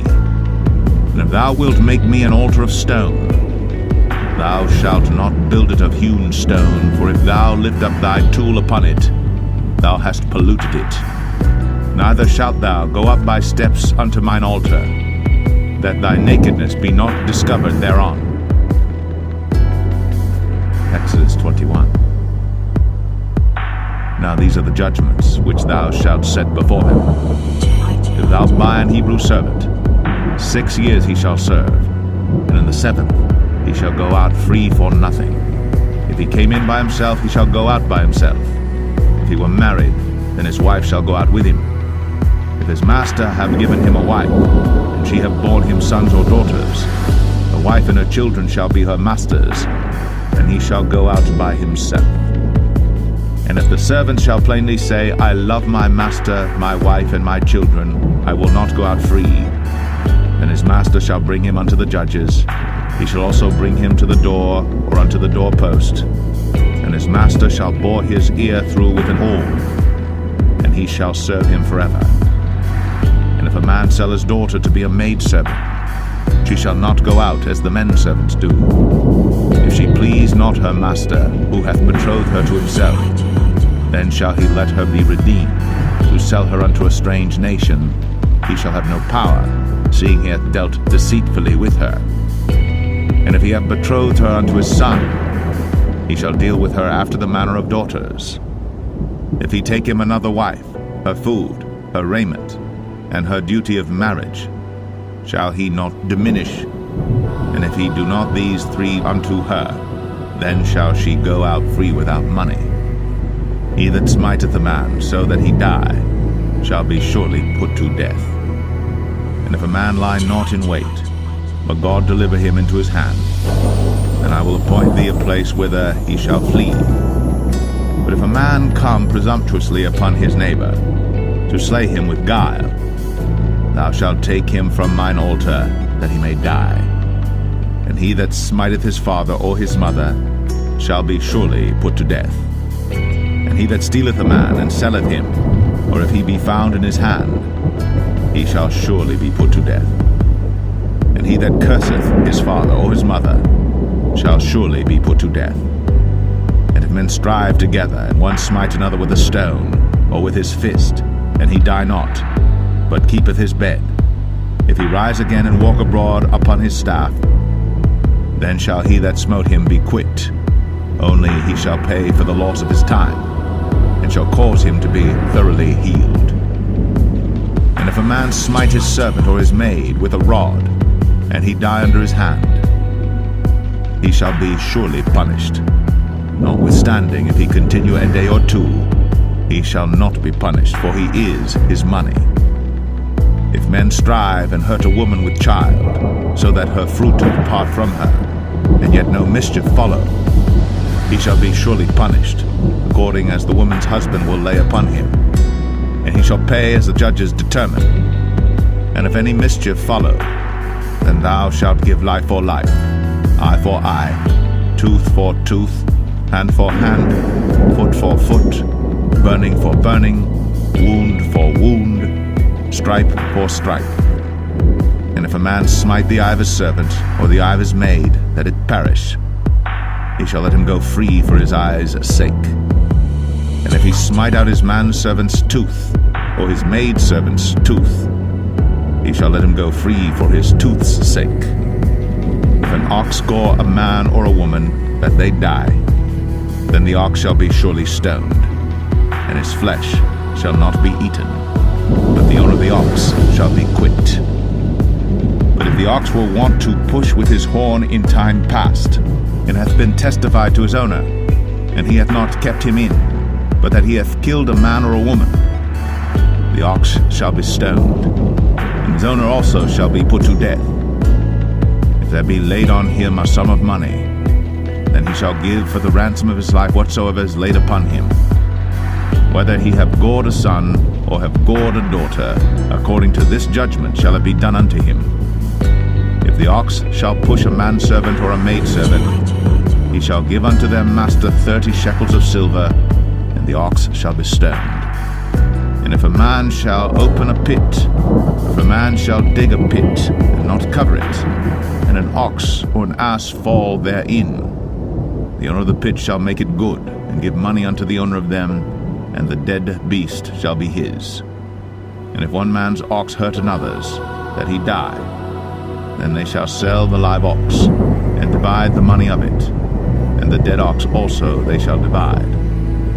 Or if it be known that the ox hath used to push in time past, and his owner hath not kept him in, he shall surely pay ox for ox, and the dead shall be his own. Exodus 22.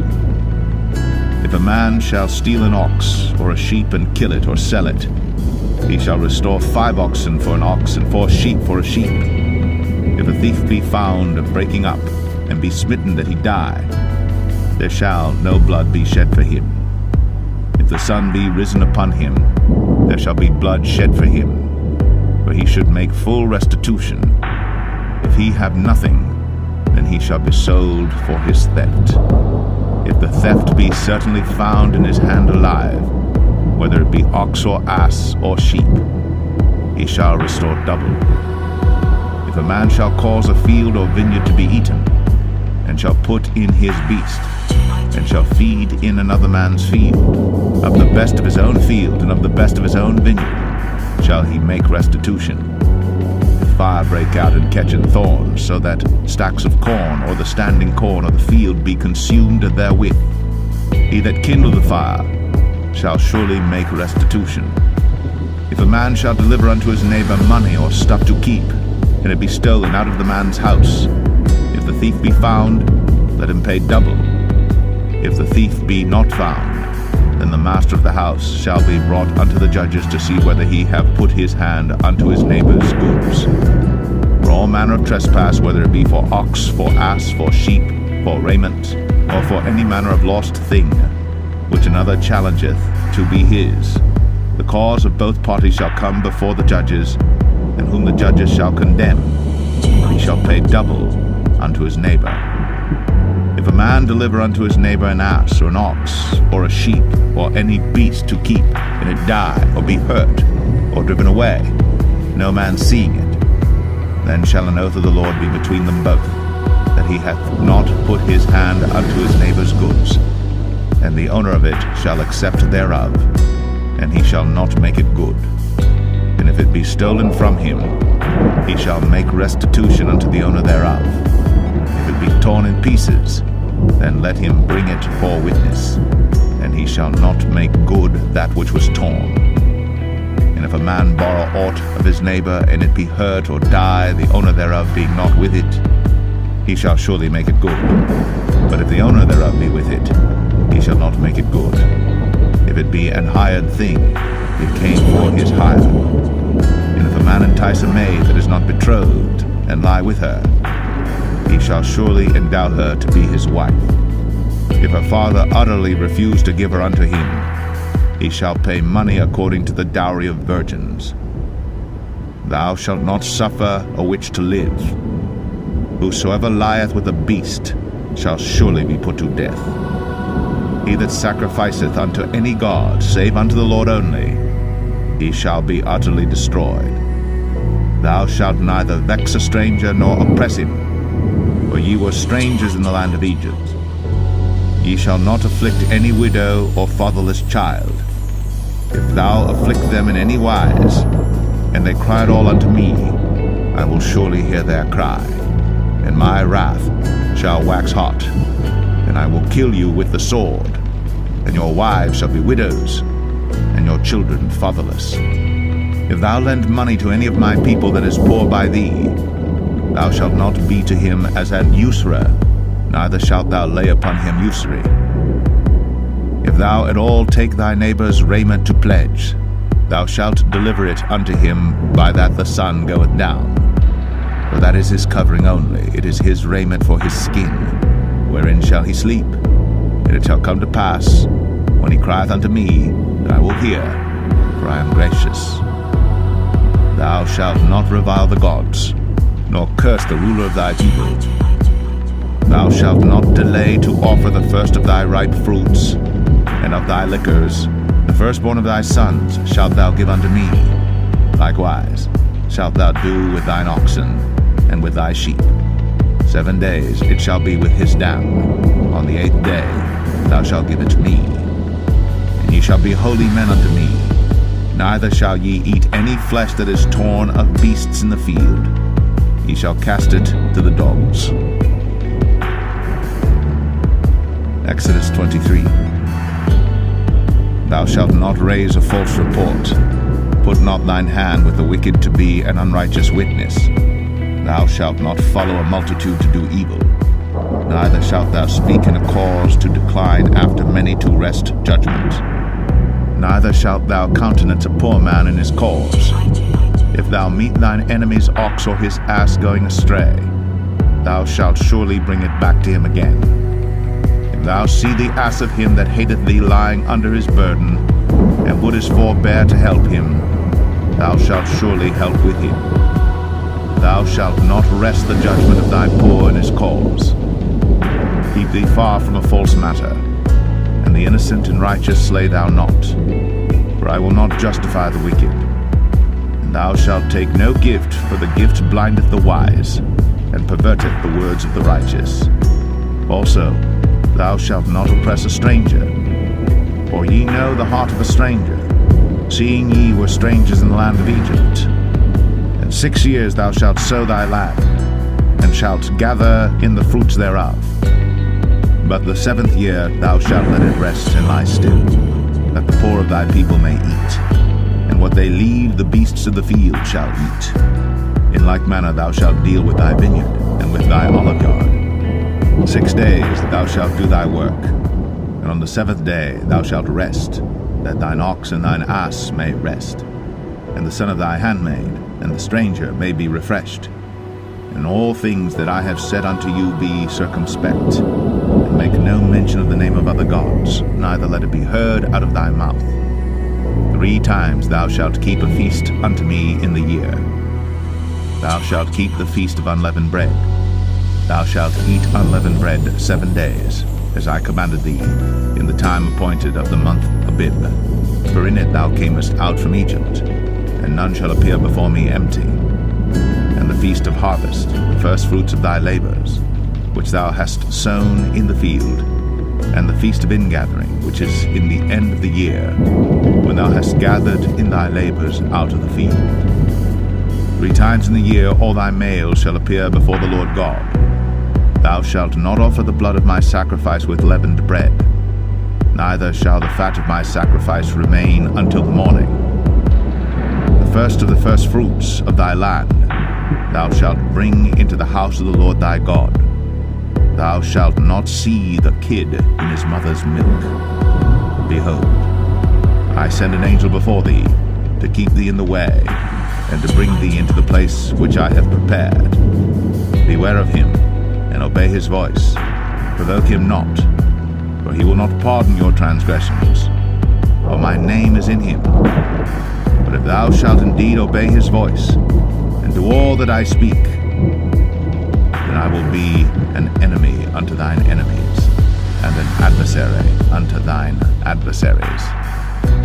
For mine angel shall go before thee, and bring thee in unto the Amorites, and the Hittites, and the Perizzites, and the Canaanites, the Hivites, and the Jebusites, and I will cut them off.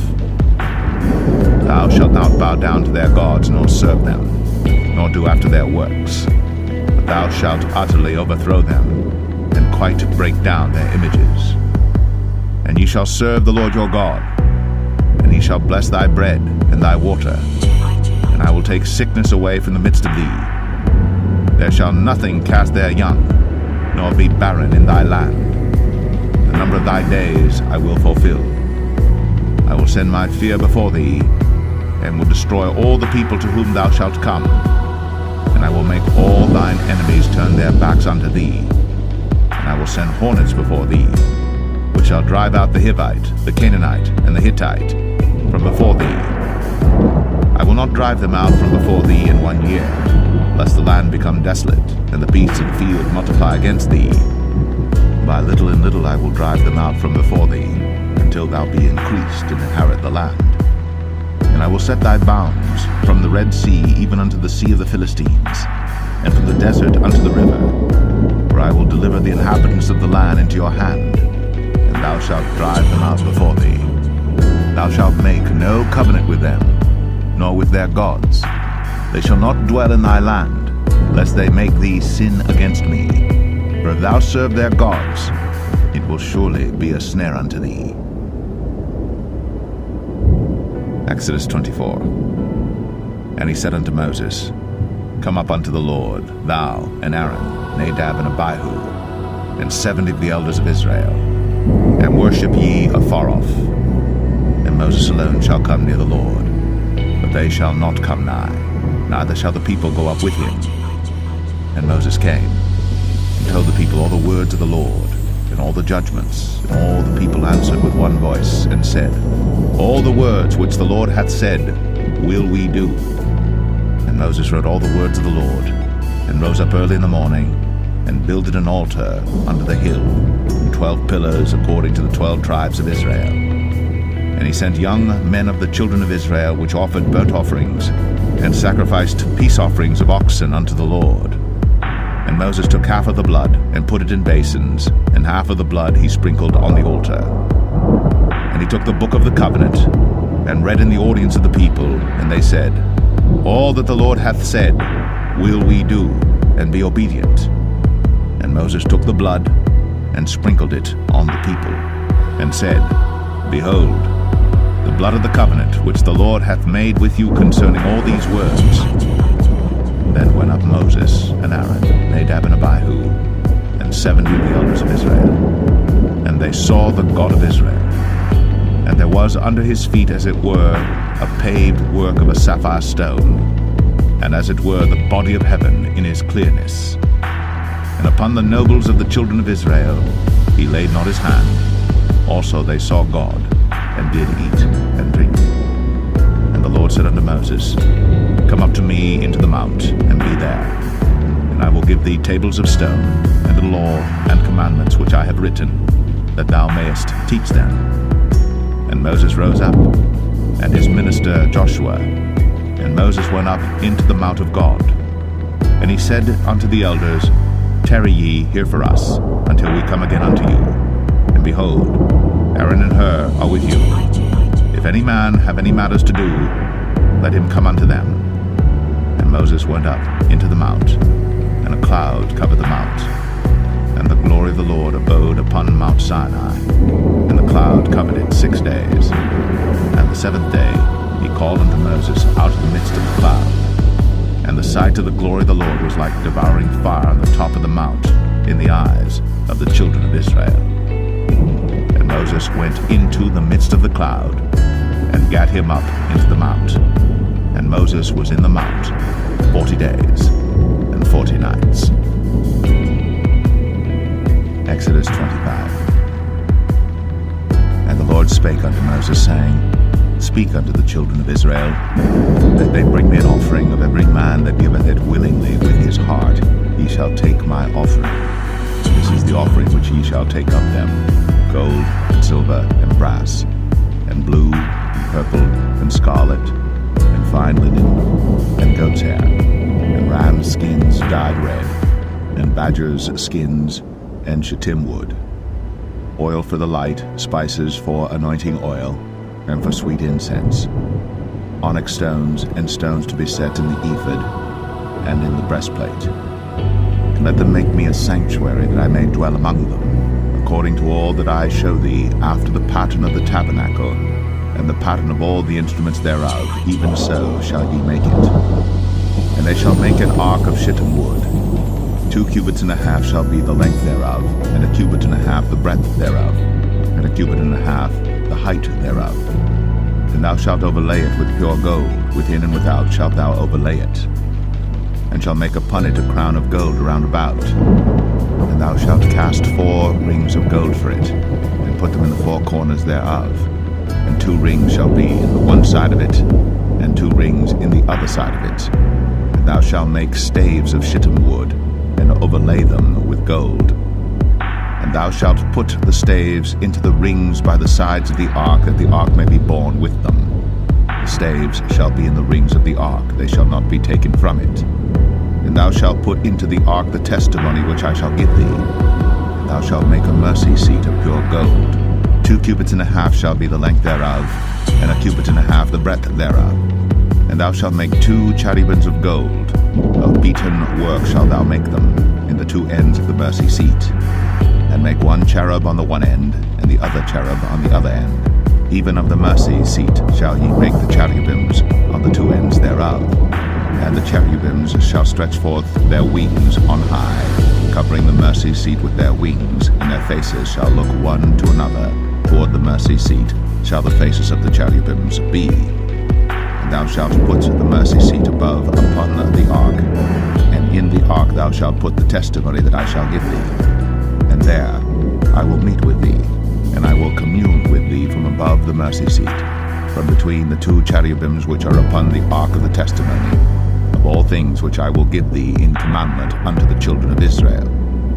Thou shalt also make a table of shittim wood. 2 cubits shall be the length thereof, and a cubit the breadth thereof, and a cubit and a half the height thereof. And thou shalt overlay it with pure gold, and make thereto a crown of gold round about. And thou shalt make unto it the border of an handbreadth round about. And thou shalt make a golden crown to the border thereof round about. And thou shalt make for it 4 rings of gold, and put the rings in the 4 corners that are on the 4 feet thereof. Over against the border shall the rings be 4 places of the staves to bear the table. And thou shalt make the staves of shittim wood, and overlay them with gold, that the table may be borne with them. And thou shalt make the dishes thereof, and spoons thereof, and covers thereof, and bowls thereof, to cover withal. Of pure gold shalt thou make them. And thou shalt set upon the table showbread before me always. Thou shalt make a candlestick of pure gold. Of beaten work shall the candlestick be made. His shaft, and his branches, his bowls, his knobs, and his flowers shall be of the same. And 6 branches shall come out of the sides of it, 3 branches of the candlestick out of the one side, and 3 branches of the candlestick out of the other side. 3 bowls made like unto almonds, with a knob and a flower in one branch, and 3 bowls made like almonds in the other branch, with a knob and a flower. So in the 6 branches that come out of the candlestick. And in the candlestick shall be 4 bowls made like unto almonds, with their knobs and their flowers. And there shall be a knob under 2 branches of the same, and a knob under 2 branches of the same, and a knob under 2 branches of the same, according to the 6 branches that proceed out of the candlestick. Their knobs and their branches shall be of the same. All it shall be one beaten work of pure gold. And thou shalt make the 7 lamps thereof, and they shall light the lamps thereof, that they may give light over against it. And the tongs thereof, and the snuff dishes thereof, shall be of pure gold. Of a talent of pure gold shall he make it with all these vessels. And look that thou make them after their pattern, which was shown thee in the mount. Exodus 26. Moreover, thou shalt make the tabernacle with 10 curtains of fine twined linen, and blue, and purple, and scarlet. With cherubims of cunning work shalt thou make them. The length of one curtain shall be 28 cubits, and the breadth of one curtain 4 cubits, and every one of the curtains shall have one measure. The 5 curtains shall be coupled together one to another, and other 5 curtains shall be coupled one to another. And thou shalt make loops of blue upon the edge of the one curtain, from the selvage in the coupling. And likewise shalt thou make in the uttermost edge of another curtain, in the coupling of the second. 50 loops shalt thou make in the one curtain, and 50 loops shalt thou make in the edge of the curtain that is in the coupling of the second, that the loops may take hold one of another. And thou shalt make 50 taches of gold, and couple the curtains together with the taches, and it shall be one tabernacle. And thou shalt make curtains of goat's hair to be a covering upon the tabernacle. 11 curtains shalt thou make. The length of one curtain shall be 30 cubits, and the breadth of one curtain 4 cubits, and the 11 curtains shall be all of one measure. And thou shalt couple 5 curtains by themselves, and 6 curtains by themselves, and shalt double the 6 curtain in the forefront of the tabernacle. And thou shalt make 50 loops on the edge of the one curtain that is outmost in the coupling, and 50 loops in the edge of the curtain which coupleth the second.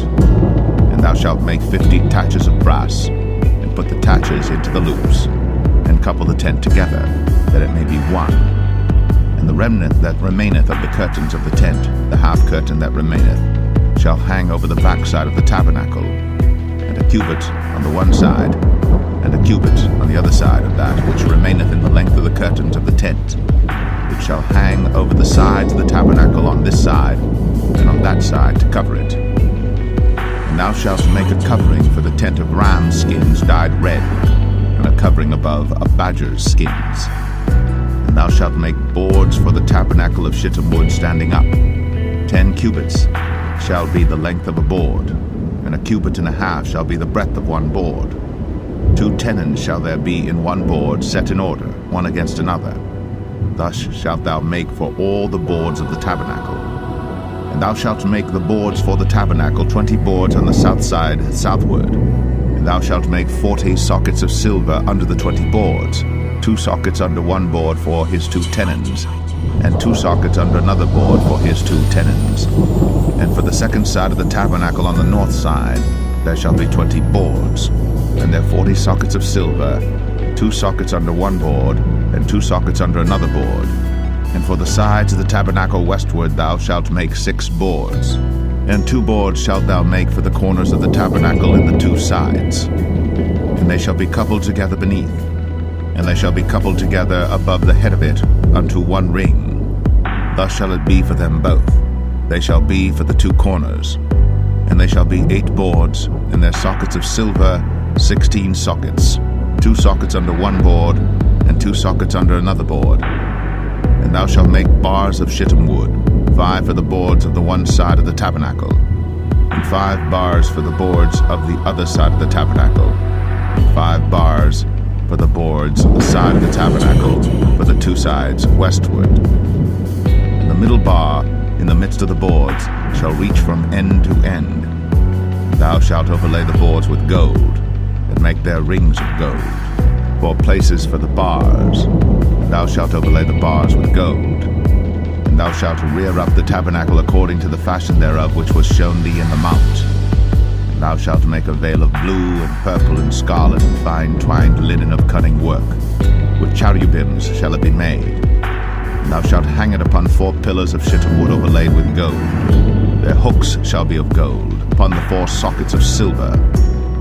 And thou shalt hang up the veil under the taches, that thou mayest bring in thither within the veil the ark of the testimony. And the veil shall divide unto you between the holy place and the most holy. And thou shalt put the mercy seat upon the ark of the testimony in the most holy place. And thou shalt set the table without the veil, and the candlestick over against the table on the side of the tabernacle toward the south. And thou shalt put the table on the north side. And thou shalt make an hanging for the door of the tent, blue and purple and scarlet, and fine twined linen wrought with needlework. And thou shalt make for the hanging 5 pillars of shittim wood, and overlay them with gold, and their hooks shall be of gold. And thou shalt cast 5 sockets of brass for them. Exodus 27. And thou shalt make an altar of shittim wood, 5 cubits long and 5 cubits broad. The altar shall be 4 square, and the height thereof shall be 3 cubits. And thou shalt make the horns of it upon the 4 corners thereof. His horns shall be of the same, and thou shalt overlay it with brass. And thou shalt make his pans to receive his ashes, and his shovels, and his basins, and his flesh hooks, and his fire pans. All the vessels thereof thou shalt make of brass. And thou shalt make for it a grate of network of brass, and upon the net shalt thou make 4 brazen rings in the 4 corners thereof. And thou shalt put it under the compass of the altar beneath, that the net may be even to the midst of the altar. And thou shalt make staves for the altar, staves of shittim wood, and overlay them with brass. And the staves shall be put into the rings, and the staves shall be upon the 2 sides of the altar to bear it. Hollow with boards shalt thou make it, as it was shown thee in the mount, so shall they make it. And thou shalt make the court of the tabernacle for the south side. Southward there shall be hangings for the court of fine twined linen, of 100 cubits long for one side. And the 20 pillars thereof, and their 20 sockets shall be of brass. The hooks of the pillars, and the fillets, shall be of silver. And likewise for the north side in length there shall be hangings of 100 cubits long, and his 20 pillars, and their 20 sockets of brass, the hooks of the pillars, and their fillets of silver.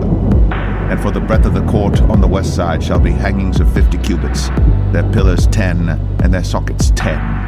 And the breadth of the court on the east side eastward shall be 50 cubits. The hangings of one side of the gate shall be 15 cubits, their pillars 3, and their sockets 3. And on the other side shall be hangings 15 cubits, their pillars 3, and their sockets 3. And for the gate of the court shall be an hanging of 20 cubits of blue and purple and scarlet and fine twined linen, wrought with needlework, and their pillars shall be 4, and their sockets 4. All the pillars round about the court shall be filleted with silver. Their hooks shall be of silver, and their sockets of brass. The length of the court shall be 100 cubits, and the breadth 50 everywhere, and the height 5 cubits of fine twined linen, and their sockets of brass. All the vessels of the tabernacle, and all the service thereof, and all the pins thereof, and all the pins of the court shall be of brass. And thou shalt command the children of Israel that they bring thee pure oil, olive beaten for the light, to cause the lamp to burn always. In the tabernacle of the congregation without the veil, which is before the testimony, Aaron and his sons shall order it from evening to morning before the Lord. It shall be a statute forever unto their generations on the behalf of the children of Israel. Exodus 28. And take thou unto thee Aaron thy brother, and his sons with him, from among the children of Israel, that he may minister unto me in the priest's office, even Aaron, Nadab, and Abihu, Eleazar and Ithamar, Aaron's sons. And thou shalt make holy garments for Aaron thy brother, for glory and for beauty. Thou shalt speak unto all that are wise-hearted, whom I have filled with the spirit of wisdom, that they may make Aaron's garments to consecrate him, that he may minister unto me in the priest's office. And these are the garments which they shall make: a breastplate, and an ephod, and a robe, and a broidered coat, a mitre, and a girdle. And they shall make holy garments for Aaron thy brother, and his sons, that he may minister unto me in the priest's office. And they shall take gold, and blue, and purple, and scarlet, and fine linen. And they shall make the ephod of gold, of blue, and of purple, of scarlet, and fine twined linen with cunning work. It shall have the 2 shoulder pieces thereof joined at the 2 edges thereof, and so it shall be joined together. And the curious girdle of the ephod which is upon it shall be of the same, according to the work thereof, even of gold, blue, and purple, and scarlet, and fine twined linen.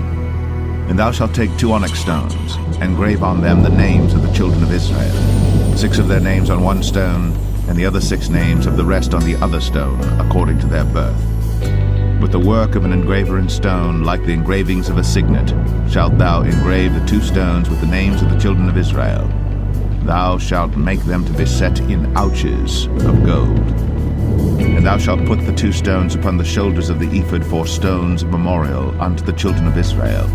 And Aaron shall bear their names before the Lord upon his 2 shoulders for a memorial. And thou shalt make ouches of gold, and 2 chains of pure gold at the ends.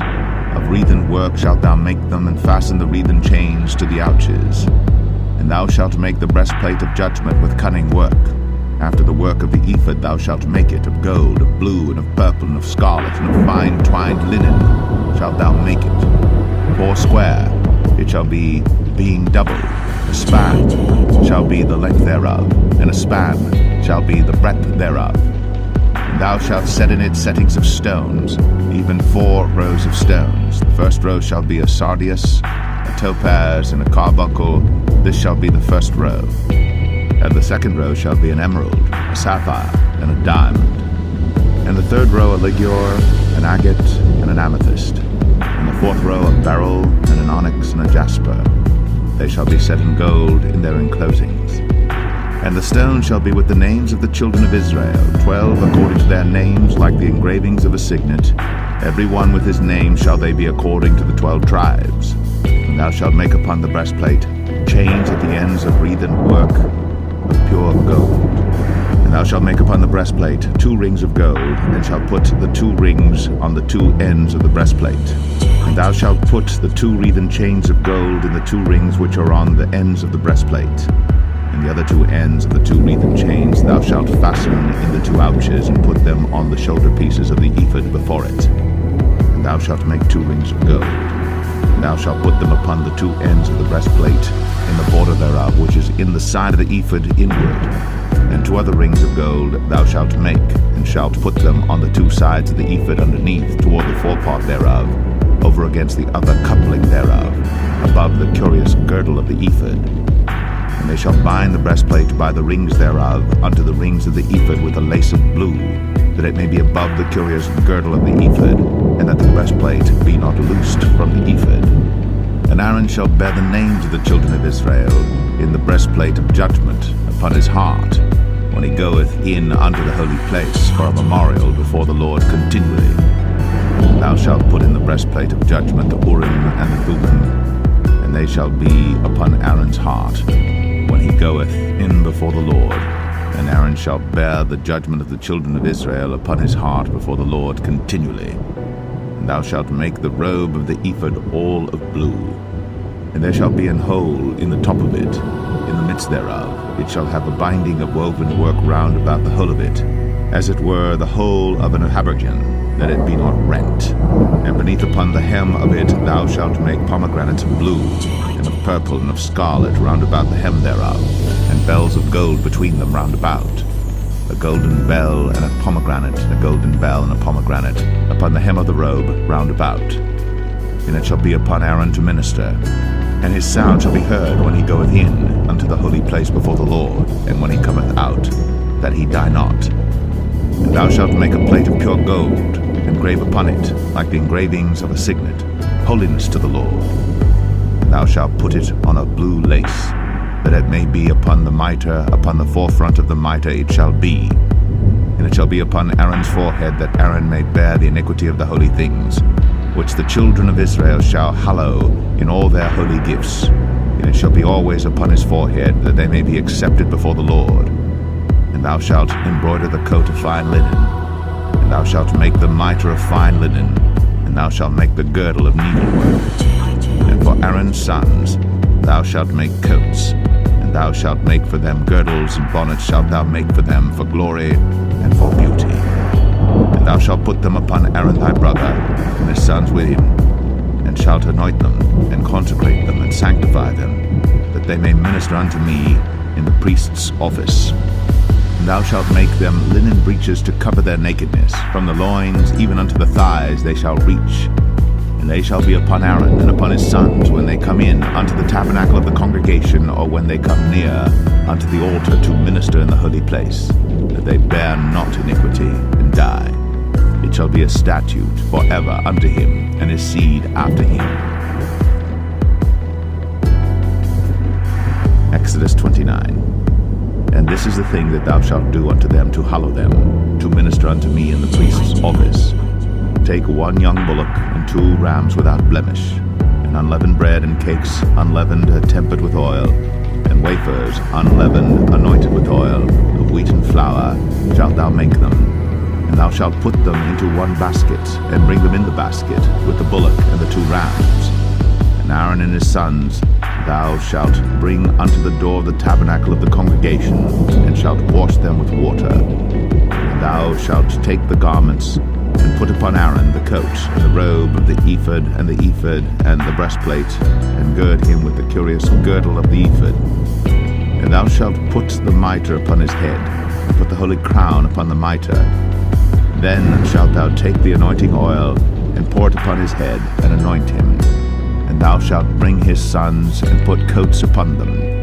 And thou shalt gird them with girdles, Aaron and his sons, and put the bonnets on them, and the priest's office shall be theirs for a perpetual statute.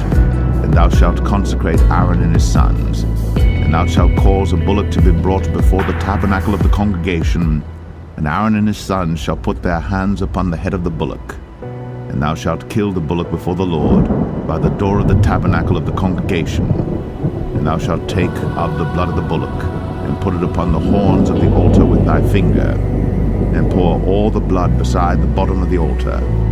And thou shalt take all the fat that covereth the inwards, and the caul that is above the liver, and the 2 kidneys, and the fat that is upon them, and burn them upon the altar.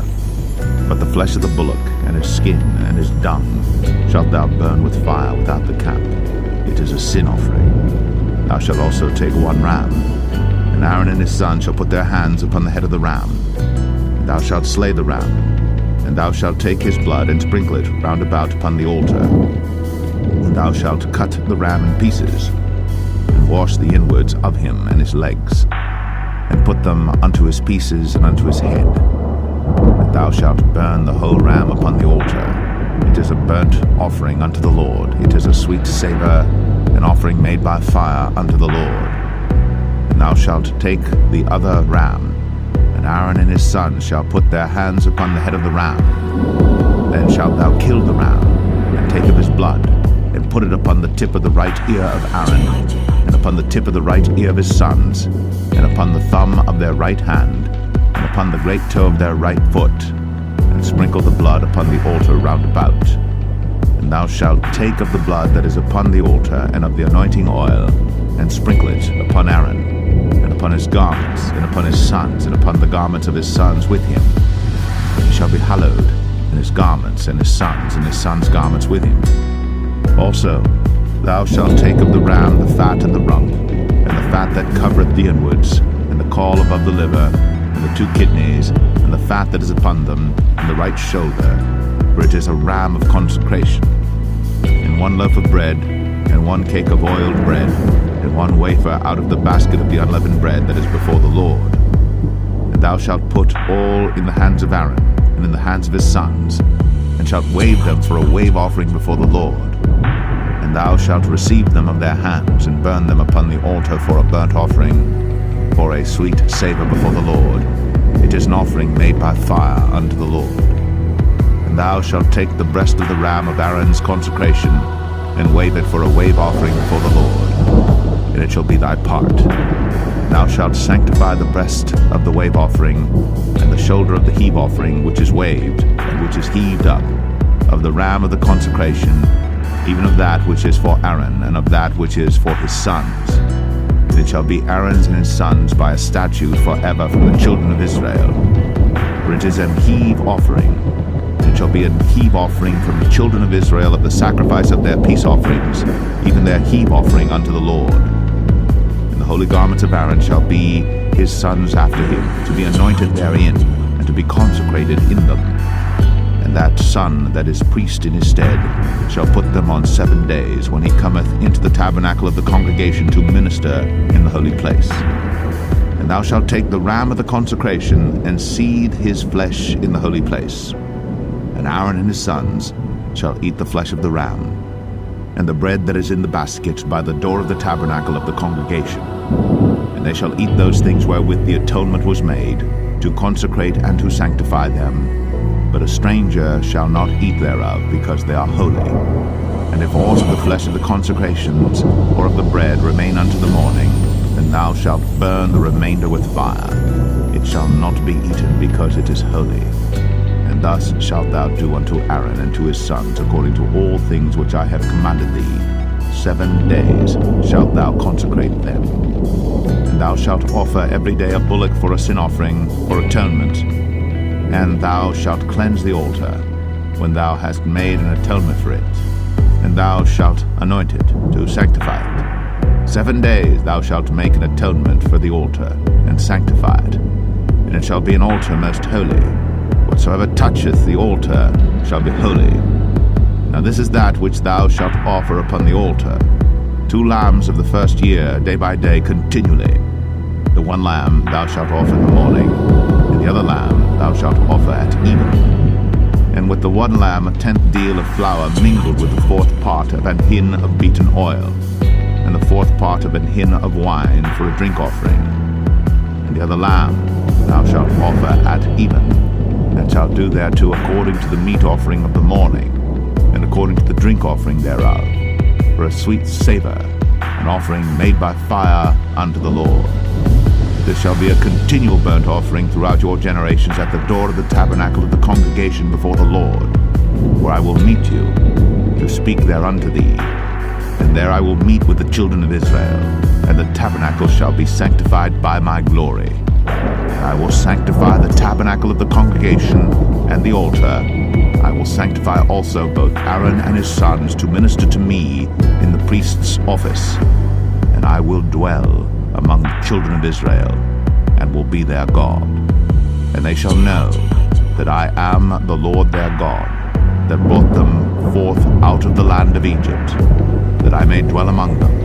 I am the Lord their God.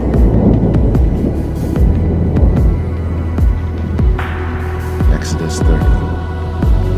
Thou shalt make an altar to burn incense upon. Of shittim wood shalt thou make it. A cubit shall be the length thereof, and a cubit the breadth thereof. 4 square shall it be. And 2 cubits shall be the height thereof. The horns thereof shall be of the same. And thou shalt overlay it with pure gold, the top thereof and the sides thereof round about, and the horns thereof. And thou shalt make unto it a crown of gold round about. And 2 golden rings shalt thou make to it under the crown of it. By the 2 corners thereof upon the 2 sides of it shalt thou make it. And they shall be for places for the staves to bear it withal. Thou shalt make the staves of shittim wood, and overlay them with gold. And thou shalt put it before the veil that is by the ark of the testimony, before the mercy seat that is over the testimony, where I will meet with thee. And Aaron shall burn thereon sweet incense every morning. When he dresseth the lamps, he shall burn incense upon it. And when Aaron lighteth the lamps at even, he shall burn incense upon it, perpetual incense before the Lord throughout your generations. Ye shall offer no strange incense thereon, nor burnt sacrifice, nor meat offering, neither shall ye pour drink offering thereon. And Aaron shall make an atonement upon the horns of it once in a year with the blood of the sin offering of atonements.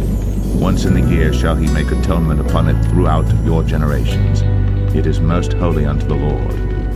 And the Lord spake unto Moses, saying, When thou takest the sum of the children of Israel after their number, then shall they give every man ransom for his soul unto the Lord, when thou numberest them, that there be no plague among them, when thou numberest them.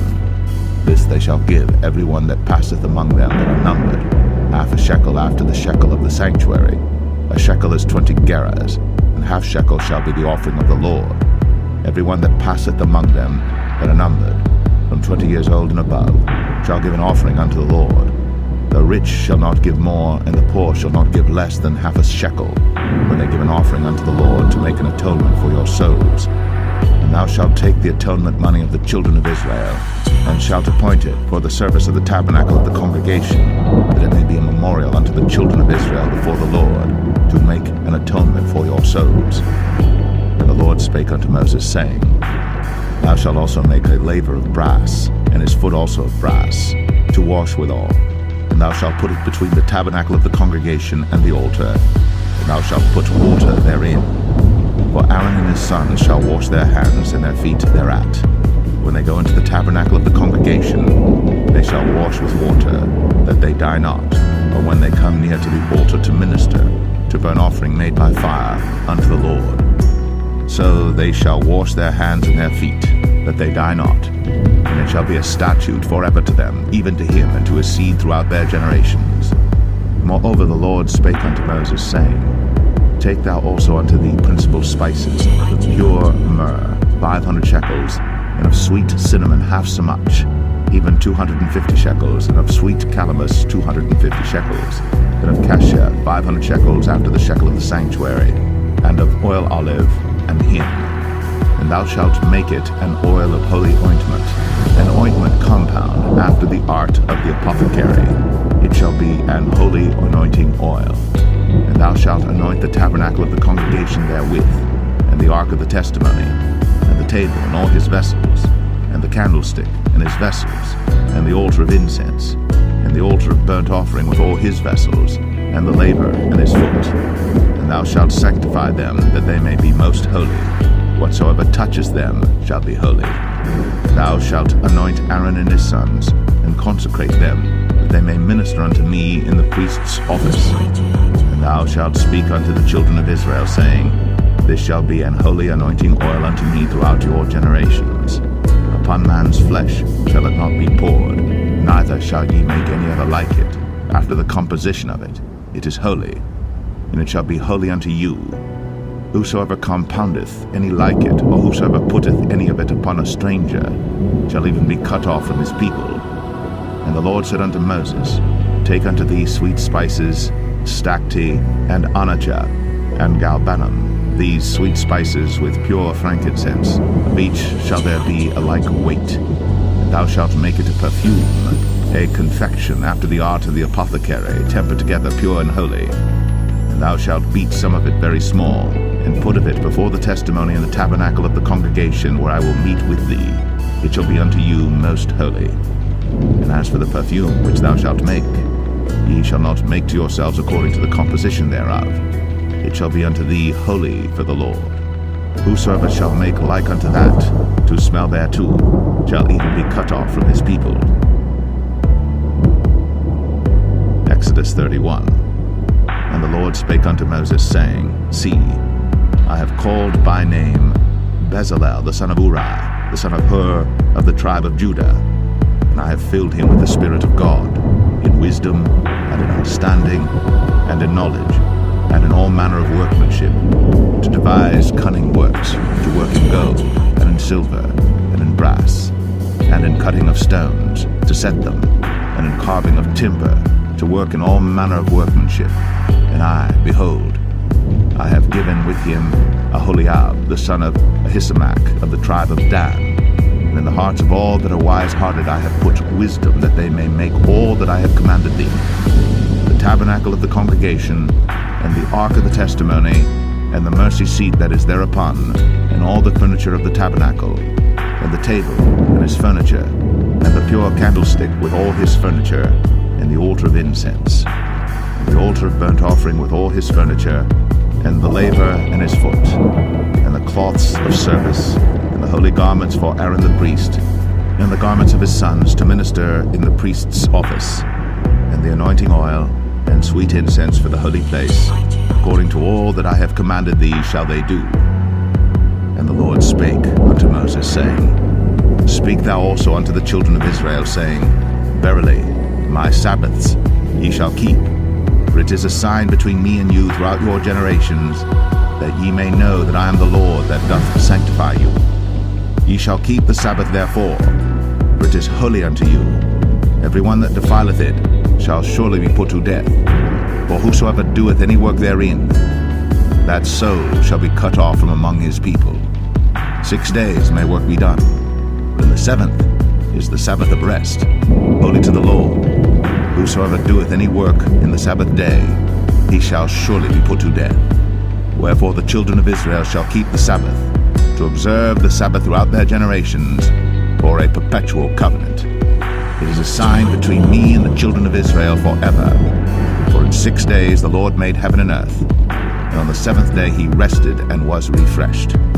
And he gave unto Moses, when he had made an end of communing with him upon Mount Sinai, 2 tables of testimony, tables of stone, written with the finger of God.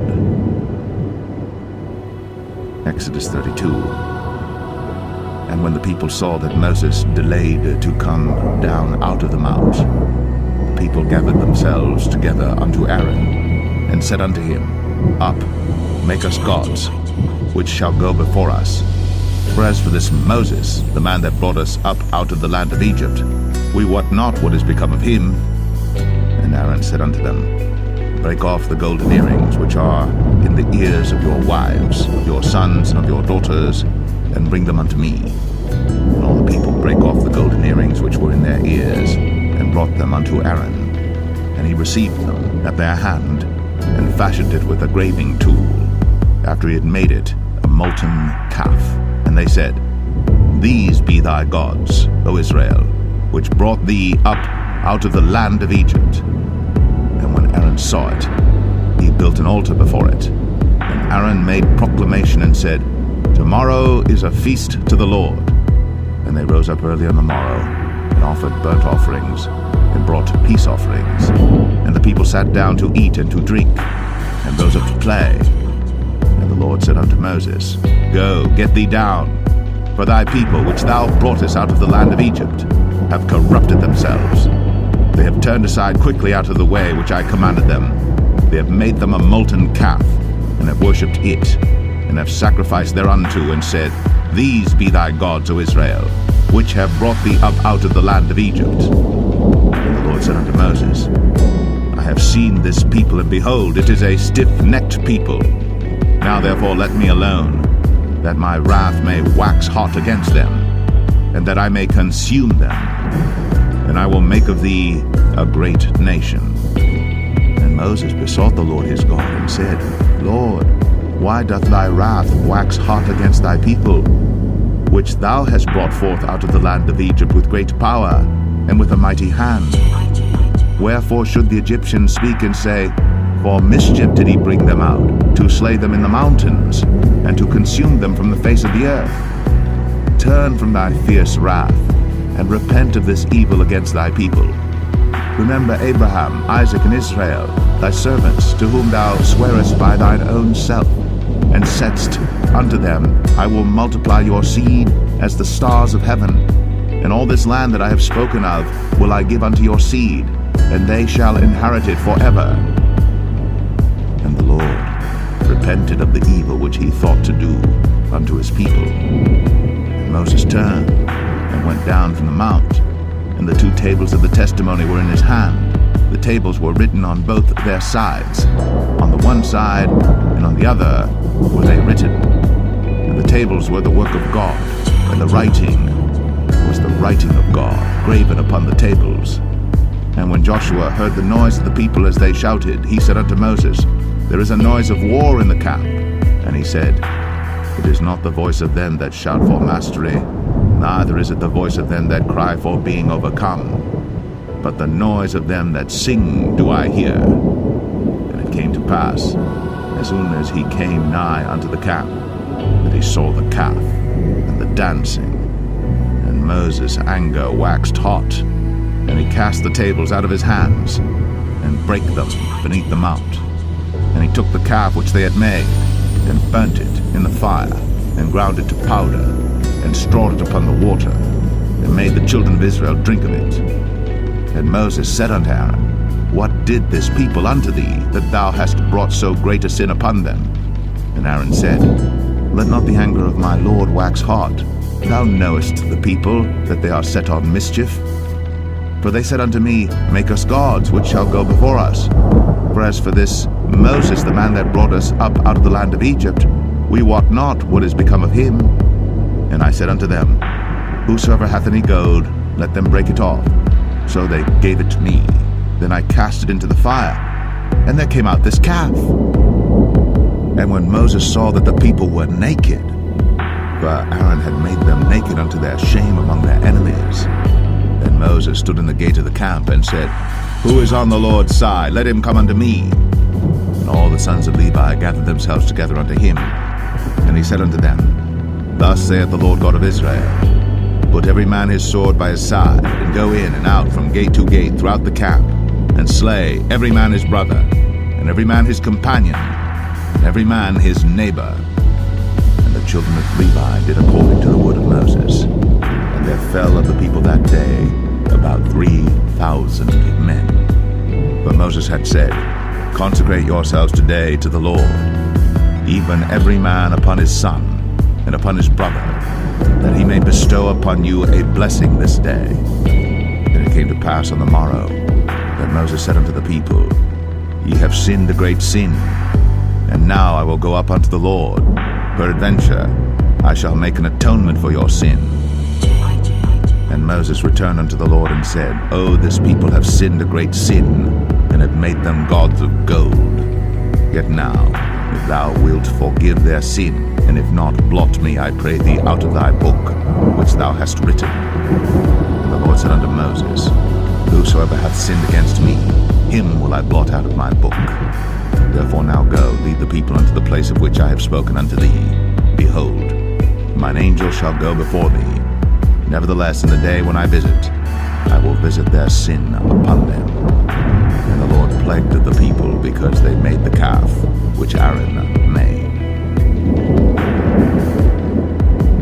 Exodus 33. And the Lord said unto Moses, Depart, and go up hence, thou and the people which thou hast brought up out of the land of Egypt, unto the land which I swear unto Abraham, to Isaac, and to Jacob, saying, Unto thy seed will I give it. And I will send an angel before thee, and I will drive out the Canaanite, the Amorite, and the Hittite, and the Perizzite, the Hivite, and the Jebusite, unto a land flowing with milk and honey. For I will not go up in the midst of thee, for thou art a stiff-necked people, lest I consume thee in the way. And when the people heard these evil tidings, they mourned, and no man did put on him his ornaments. For the Lord had said unto Moses, Say unto the children of Israel, Ye are a stiff-necked people. I will come up into the midst of thee in a moment, and consume thee. Therefore now put off thy ornaments from thee, that I may know what to do unto thee. And the children of Israel stripped themselves of their ornaments by the mount Horeb. And Moses took the tabernacle, and pitched it without the camp, afar off from the camp, and called it the tabernacle of the congregation. And it came to pass that every one which sought the Lord went out unto the tabernacle of the congregation, which was without the camp. And it came to pass, when Moses went out unto the tabernacle, that all the people rose up, and stood every man at his tent door, and looked after Moses, until he was gone into the tabernacle. And it came to pass, as Moses entered into the tabernacle, a cloudy pillar descended, and stood at the door of the tabernacle, and the Lord talked with Moses. And all the people saw the cloudy pillar stand at the tabernacle door. And all the people rose up and worshipped, every man in his tent door. And the Lord spake unto Moses face to face. as a man speaketh unto his friend. And he turned again into the camp. But his servant Joshua the son of Nun, a young man, departed not out of the tabernacle.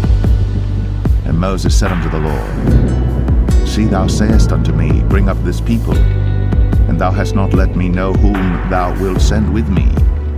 Yet thou hast said, I know thee by name, and thou hast also found grace in my sight. Now therefore, I pray thee, if I have found grace in thy sight, show me now thy way, that I may know thee, that I may find grace in thy sight, and consider that this nation is thy people. And he said, My presence shall go with thee, and I will give thee rest. And he said unto him, If thy presence go not with me, carry us not up hence. For wherein shall it be known here that I and thy people have found grace in thy sight? Is it not in that thou goest with us? So shall we be separated, I and thy people, from all the people that are upon the face of the earth. And the Lord said unto Moses, I will do this thing also that thou hast spoken, for thou hast found grace in my sight, and I know thee by name. And he said, I beseech thee, show me thy glory. And he said, I will make all my goodness pass before thee, and I will proclaim the name of the Lord before thee, and will be gracious to whom I will be gracious, and will show mercy on whom I will show mercy. And he said, Thou canst not see my face, for there shall no man see me and live. And the Lord said, Behold, there is a place by me, and thou shalt stand upon a rock. And it shall come to pass, while my glory passeth by, that I will put thee in a cleft of the rock, and will cover thee with my hand while I pass by. And I will take away mine hand, and thou shalt see my back parts, but my face shall not be seen. Exodus 34. And the Lord said unto Moses, Hew thee 2 tables of stone like unto the first. And I will write upon these tables the words that were in the first tables which thou breakest. And be ready in the morning, and come up in the morning unto Mount Sinai, and present thyself there to me in the top of the mount. And no man shall come up with thee, neither let any man be seen throughout all the mount. Neither let the flocks nor herds feed before that mount. And he hewed 2 tables of stone like unto the first. And Moses rose up early in the morning, and went up unto Mount Sinai, as the Lord had commanded him, and took in his hand the 2 tables of stone. And the Lord descended in the cloud, and stood with him there, and proclaimed the name of the Lord. And the Lord passed by before him, and proclaimed, The Lord God, merciful and gracious, long-suffering, and abundant in goodness and truth, keeping mercy for thousands, forgiving iniquity and transgression and sin, and that will by no means clear the guilty, visiting the iniquity of the fathers upon the children, and upon the children's children, unto the 3rd and to the 4th generation. And Moses made haste, and bowed his head toward the earth, and worshipped. And he said, If now I have found grace in thy sight, O Lord, let my Lord, I pray thee, go among us. For it is a stiff-necked people, and pardon our iniquity and our sin, and take us for thine inheritance. And he said, Behold, I make a covenant. Before all thy people I will do marvels, such as have not been done in all the earth, nor in any nation. And all the people among which thou art shall see the work of the Lord. For it is a terrible thing that I will do with thee. Observe thou that which I command thee this day. Behold, I drive out before thee the Amorite, and the Canaanite, and the Hittite, and the Perizzite, and the Hivite, and the Jebusite. Take heed to thyself, lest thou make a covenant with the inhabitants of the land whither thou goest, lest it be for a snare in the midst of thee. But ye shall destroy their altars, break their images, and cut down their groves.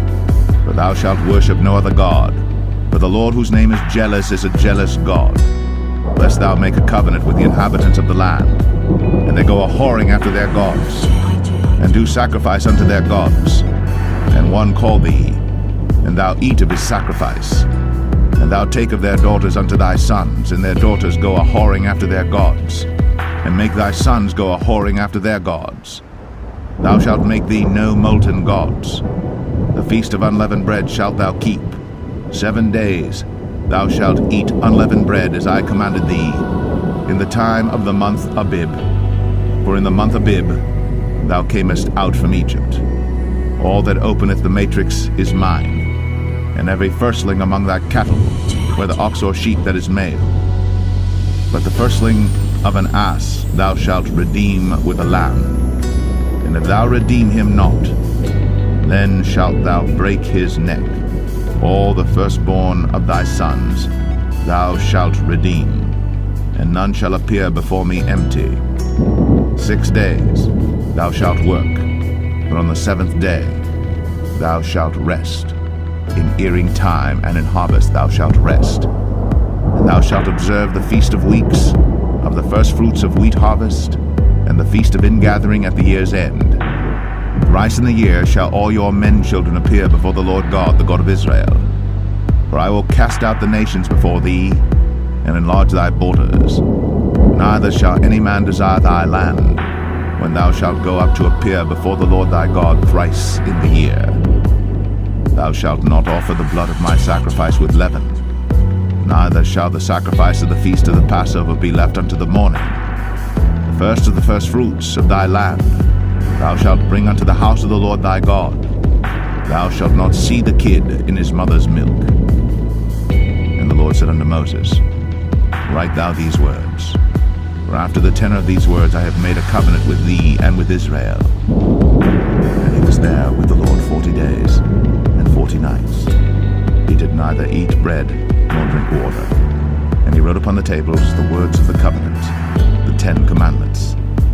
And it came to pass, when Moses came down from Mount Sinai, with the 2 tables of testimony in Moses' hand, when he came down from the mount, that Moses wist not that the skin of his face shone, while he talked with him.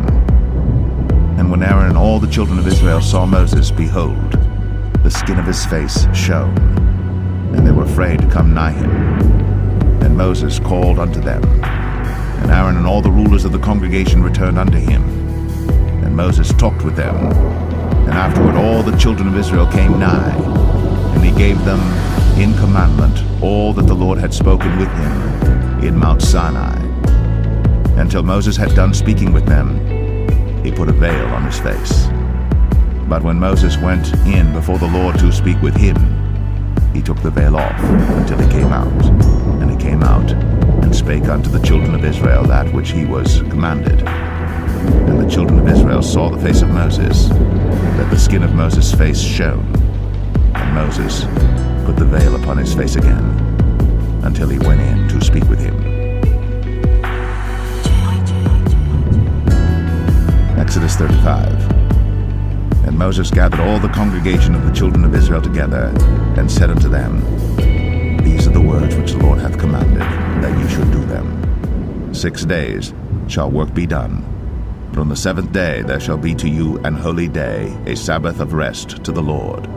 Whosoever doeth work therein shall be put to death. Ye shall kindle no fire throughout your habitations upon the Sabbath day.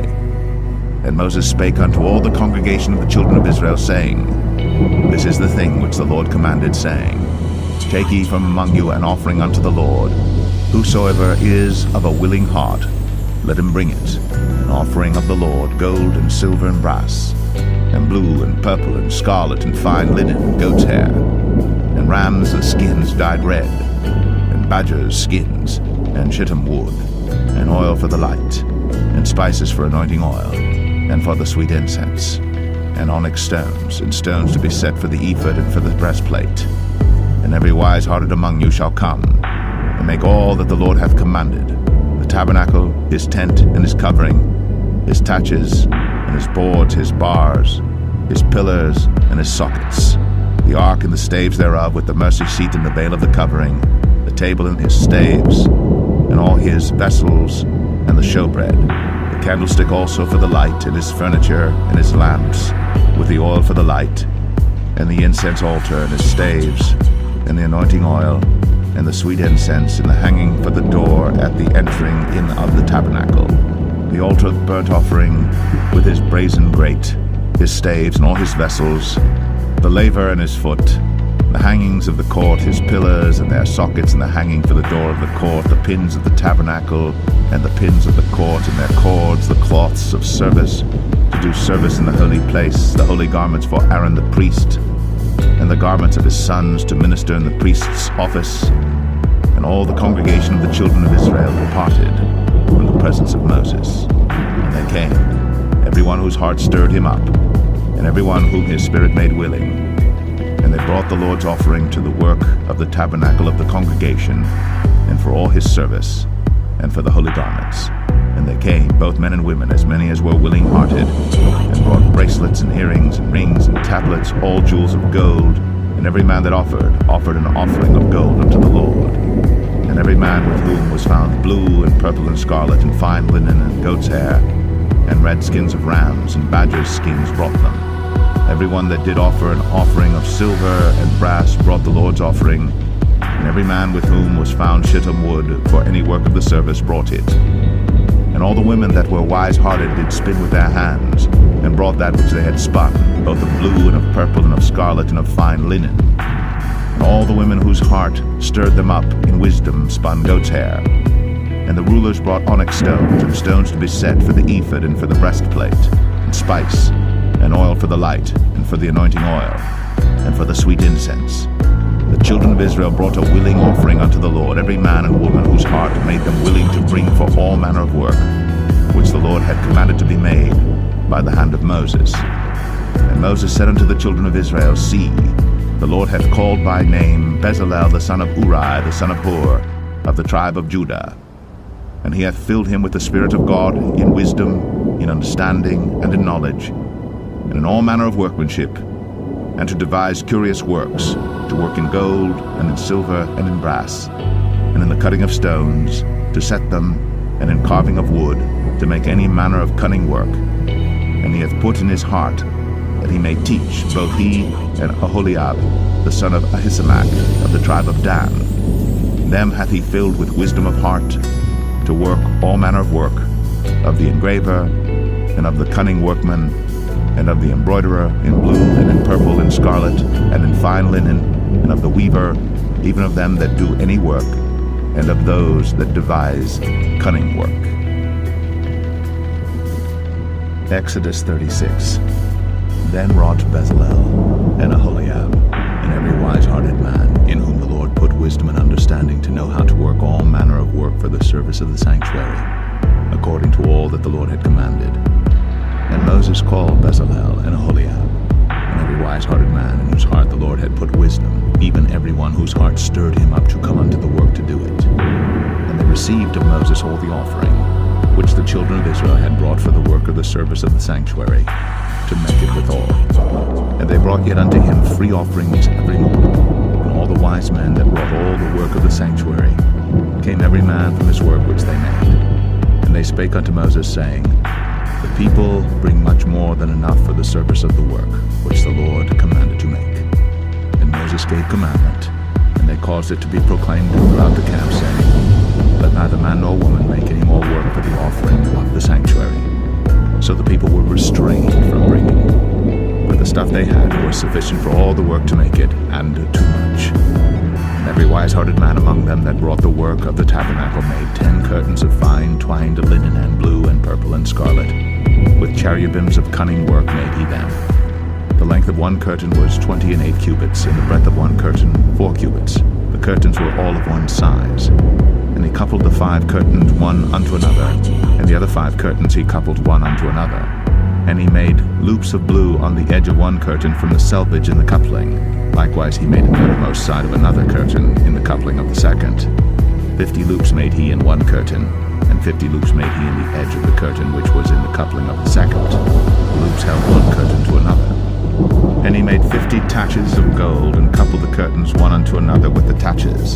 So it became one tabernacle. And And he made curtains of goat's hair for the tent over the tabernacle. 11 curtains he made them. The length of one curtain was 30 cubits, and 4 cubits was the breadth of one curtain.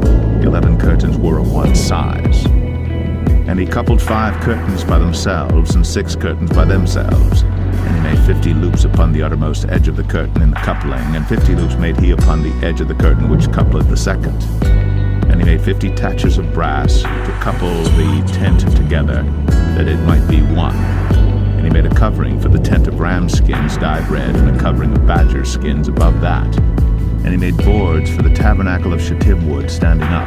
The length of a board was 10 cubits, and the breadth of a board 1 cubit and a half. One board had 2 tenons, equally distant one from another. Thus did he make for all the boards of the tabernacle. And he made boards for the tabernacle, 20 boards for the south side southward.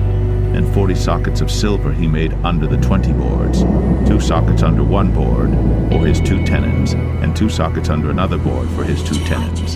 And for the other side of the tabernacle, which is toward the north corner, he made 20 boards. And there 40 sockets of silver, 2 sockets under one board and 2 sockets under another board. And for the sides of the tabernacle westward he made 6 boards, and 2 boards made he for the corners of the tabernacle in the 2 sides, and they were coupled beneath and coupled together at the head thereof to one ring.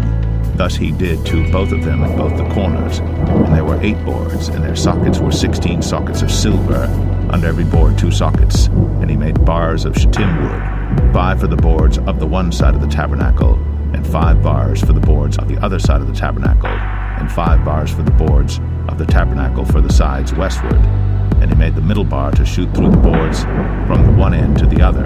And he overlaid the boards with gold, and made their rings of gold to be places for the bars, and overlaid the bars with gold. And he made a veil of blue and purple and scarlet, and fine twined linen with cherubims made he it of cunning work. And he made thereunto 4 pillars of shittim wood, and overlaid them with gold. Their hooks were of gold. And he cast for them 4 sockets of silver.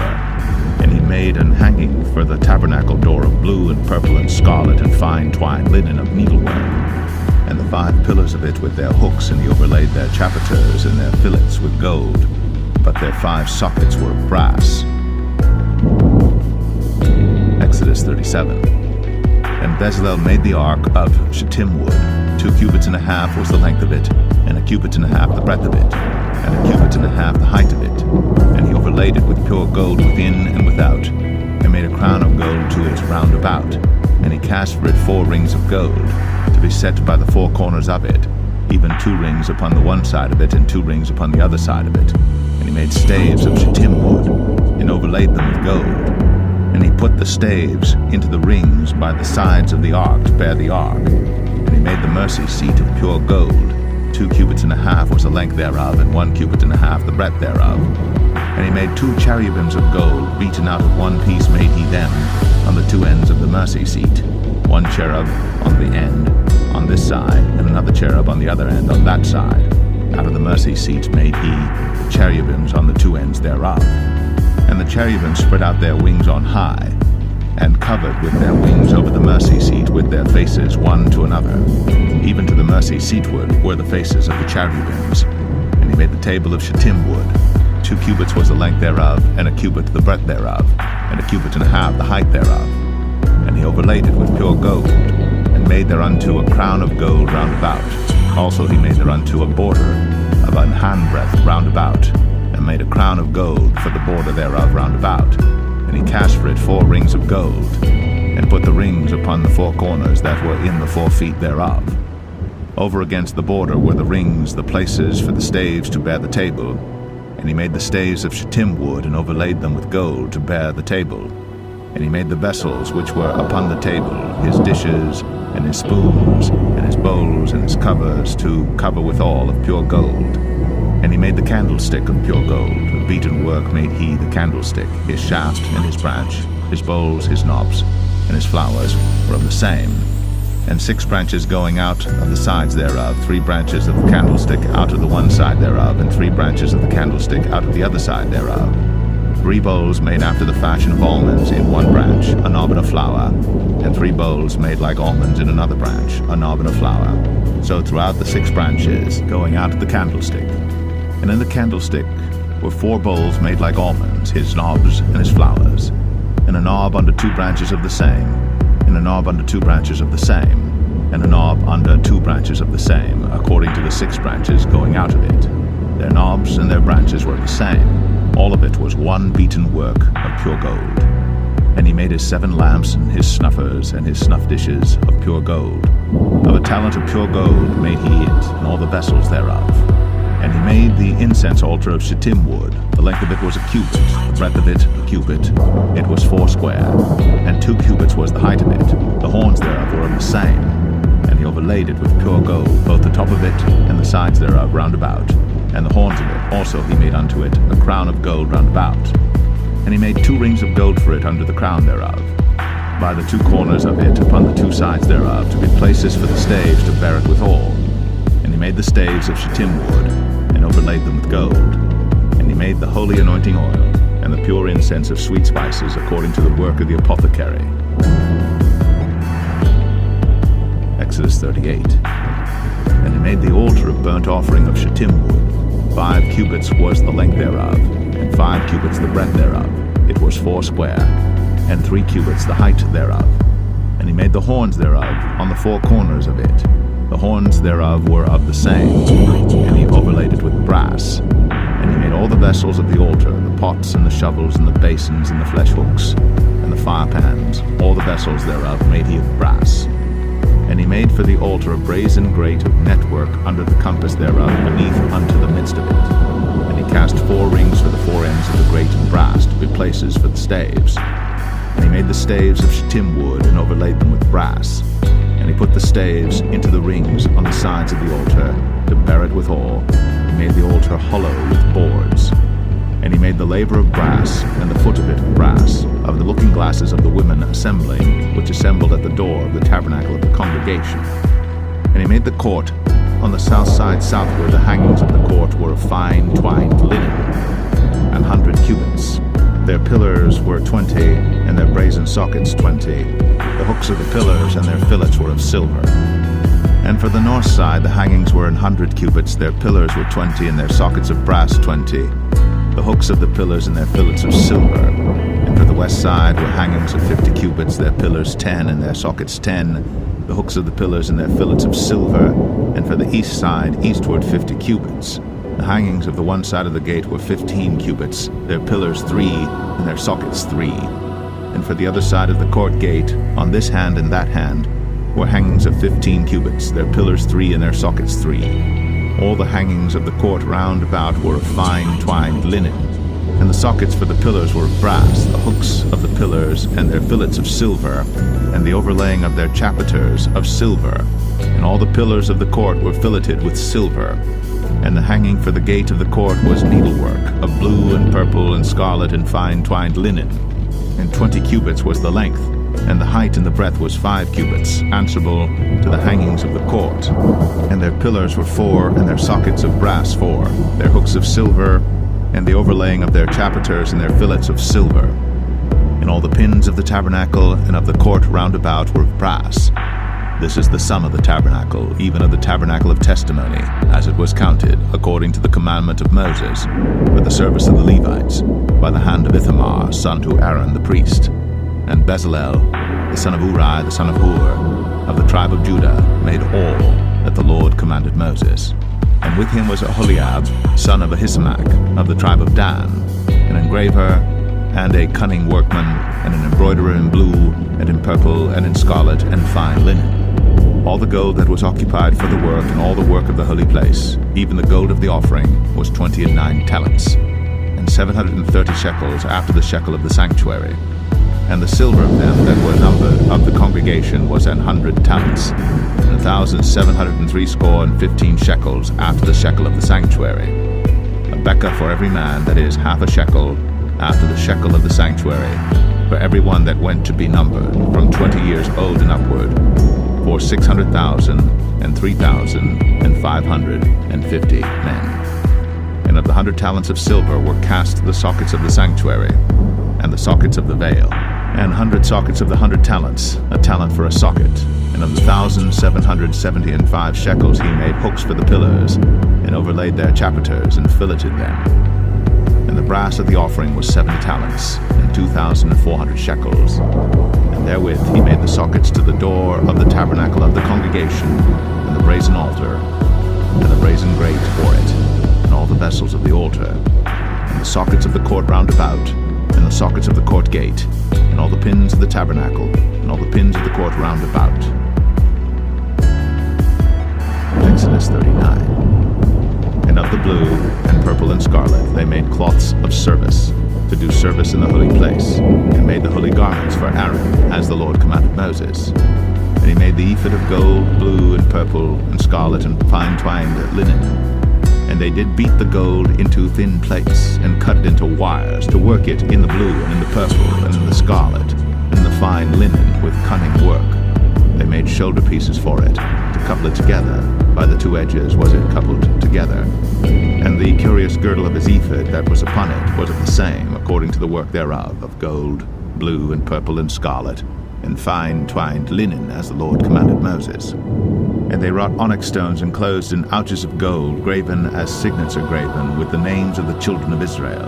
And he put them on the shoulders of the ephod, that they should be stones for a memorial to the children of Israel, as the Lord commanded Moses. And he made the breastplate of cunning work, like the work of the ephod, of gold, blue, and purple, and scarlet, and fine twined linen. It was foursquare. They made the breastplate double. A span was the length thereof, and a span the breadth thereof, being doubled. And they set in it 4 rows of stones. The first row was a sardius, a topaz, and a carbuncle. This was the first row. And the second row an emerald, a sapphire, and a diamond. And the third row a ligure, an agate, and an amethyst. And the fourth row a beryl, an onyx, and a jasper. They were enclosed in ouches of gold in their enclosings. And the stones were according to the names of the children of Israel, 12 according to their names, like the engravings of a signet, every one with his name, according to the 12 tribes. And they made upon the breastplate chains at the ends of wreathen work of pure gold. And they made 2 ouches of gold and 2 gold rings, and put the 2 rings in the 2 ends of the breastplate. And they put the 2 wreathen chains of gold in the 2 rings on the ends of the breastplate. And the 2 ends of the 2 wreathen chains they fastened in the 2 ouches, and put them on the shoulder pieces of the ephod before it. And they made 2 rings of gold, and put them on the 2 ends of the breastplate, upon the border of it, which was on the side of the ephod inward. And they made 2 other golden rings, and put them on the 2 sides of the ephod underneath, toward the forepart of it, over against the other coupling thereof, above the curious girdle of the ephod. And they did bind the breastplate by his rings unto the rings of the ephod with a lace of blue, that it might be above the curious girdle of the ephod, and that the breastplate might not be loosed from the ephod, as the Lord commanded Moses. And he made the robe of the ephod of woven work, all of blue. And there was an hole in the midst of the robe, as the hole of an habergeon, with a band round about the hole, that it should not rend. And they made upon the hems of the robe pomegranates of blue, and purple, and scarlet, and twined the linen. And they made bells of pure gold, and put the bells between the pomegranates upon the hem of the robe, round about between the pomegranates. A bell and a pomegranate, a bell and a pomegranate, round about the hem of the robe to minister in, as the Lord commanded Moses. And they made coats of fine linen of woven work for Aaron and for his sons, and a mitre of fine linen, and goodly bonnets of fine linen, and linen breeches of fine twined linen, and a girdle of fine twined linen, blue and purple and scarlet of needlework, as the Lord commanded Moses. And they made the plate of the holy crown of pure gold, and wrote upon it a writing, like to the engravings of a signet, Holiness to the Lord. And they tied unto it a lace of blue, to fasten it on high upon the mitre, as the Lord commanded Moses. Thus was all the work of the tabernacle of the tent of the congregation finished. And the children of Israel did according to all that the Lord commanded Moses, so did they. And they brought the tabernacle unto Moses, the tent, and all his furniture, his taches, his boards, his bars, and his pillars, and his sockets, and the covering of ram skins dyed red, and the covering of badger skins, and the veil of the covering, the ark of the testimony, and the staves thereof, and the mercy seat, the table and all the vessels thereof, and the showbread, the pure candlestick, with the lamps thereof, even with the lamps to be set in order, and all the vessels thereof, and the oil for light, and the golden altar, and the anointing oil, and the sweet incense, and the hanging for the tabernacle door, the brazen altar, and his grate of brass, his staves and all his vessels, the laver and his foot. The hangings of the court, his pillars and his sockets and the hanging for the court gate, his cords and his pins and all the vessels of the service of the tabernacle for the tent of the congregation. The cloths of service to do service in the holy place, and the holy garments for Aaron the priest and his sons' garments to minister in the priest's office. According to all that the Lord commanded Moses, so the children of Israel made all the work. And Moses did look upon all the work, and behold, they had done it, as the Lord had commanded, even so had they done it. And Moses blessed them. Exodus 40. And the Lord spake unto Moses, saying, On the first day of the first month shalt thou set up the tabernacle of the tent of the congregation. And thou shalt put therein the ark of the testimony, and cover the ark with the veil. And thou shalt bring in the table, and set in order the things that are to be set in order upon it. And thou shalt bring in the candlestick, and light the lamps thereof. And thou shalt set the altar of gold for the incense before the ark of the testimony, and put the hanging of the door to the tabernacle. And thou shalt set the altar of the burnt offering before the door of the tabernacle of the tent of the congregation. And thou shalt set the laver between the tent of the congregation and the altar, and shalt put water therein. And thou shalt set up the court round about, and hang up the hanging at the court gate. And thou shalt take the anointing oil, and anoint the tabernacle, and all that is therein, and shalt hallow it, and all the vessels thereof, and it shall be holy. And thou shalt anoint the altar of the burnt offering, and all his vessels, and sanctify the altar, and it shall be an altar most holy. And thou shalt anoint the laver and his foot, and sanctify it. And thou shalt bring Aaron and his sons unto the door of the tabernacle of the congregation, and wash them with water. And thou shalt put upon Aaron the holy garments, and anoint him, and sanctify him, that he may minister unto me in the priest's office. And thou shalt bring his sons, and clothe them with coats. And thou shalt anoint them, as thou didst anoint their father, that they may minister unto me in the priest's office. But their anointing shall surely be an everlasting priesthood throughout their generations. Thus did Moses. According to all that the Lord commanded him, so did he. And it came to pass in the first month, in the second year, on the first day of the month, that the tabernacle was reared up. And Moses reared up the tabernacle, and fastened his sockets, and set up the boards thereof, and put in the bars thereof, and reared up his pillars. And he spread abroad the tent over the tabernacle, and put the covering of the tent above upon it, as the Lord commanded Moses. And he took and put the testimony into the ark, and set the staves on the ark, and put the mercy seat above upon the ark. And he brought the ark into the tabernacle, and set up the veil of the covering, and covered the ark of the testimony, as the Lord commanded Moses. And he put the table in the tent of the congregation upon the side of the tabernacle northward without the veil. And he set the bread in order upon it before the Lord, as the Lord had commanded Moses. And he put the candlestick in the tent of the congregation over against the table on the side of the tabernacle southward. And he lighted the lamps before the Lord, as the Lord commanded Moses. And he put the golden altar in the tent of the congregation before the veil. And he burnt sweet incense thereon, as the Lord commanded Moses. And he set up the hanging at the door of the tabernacle. And he put the altar of burnt offering by the door of the tabernacle of the tent of the congregation, and offered upon it the burnt offering and the meat offering, as the Lord commanded Moses. And he set the laver between the tent of the congregation and the altar, and put water there to wash withal. And Moses and Aaron and his sons washed their hands and their feet thereat, when they went into the tent of the congregation, and when they came near unto the altar, they washed, as the Lord commanded Moses. And he reared up the court round about the tabernacle and the altar, and set up the hanging of the court gate. So Moses finished the work.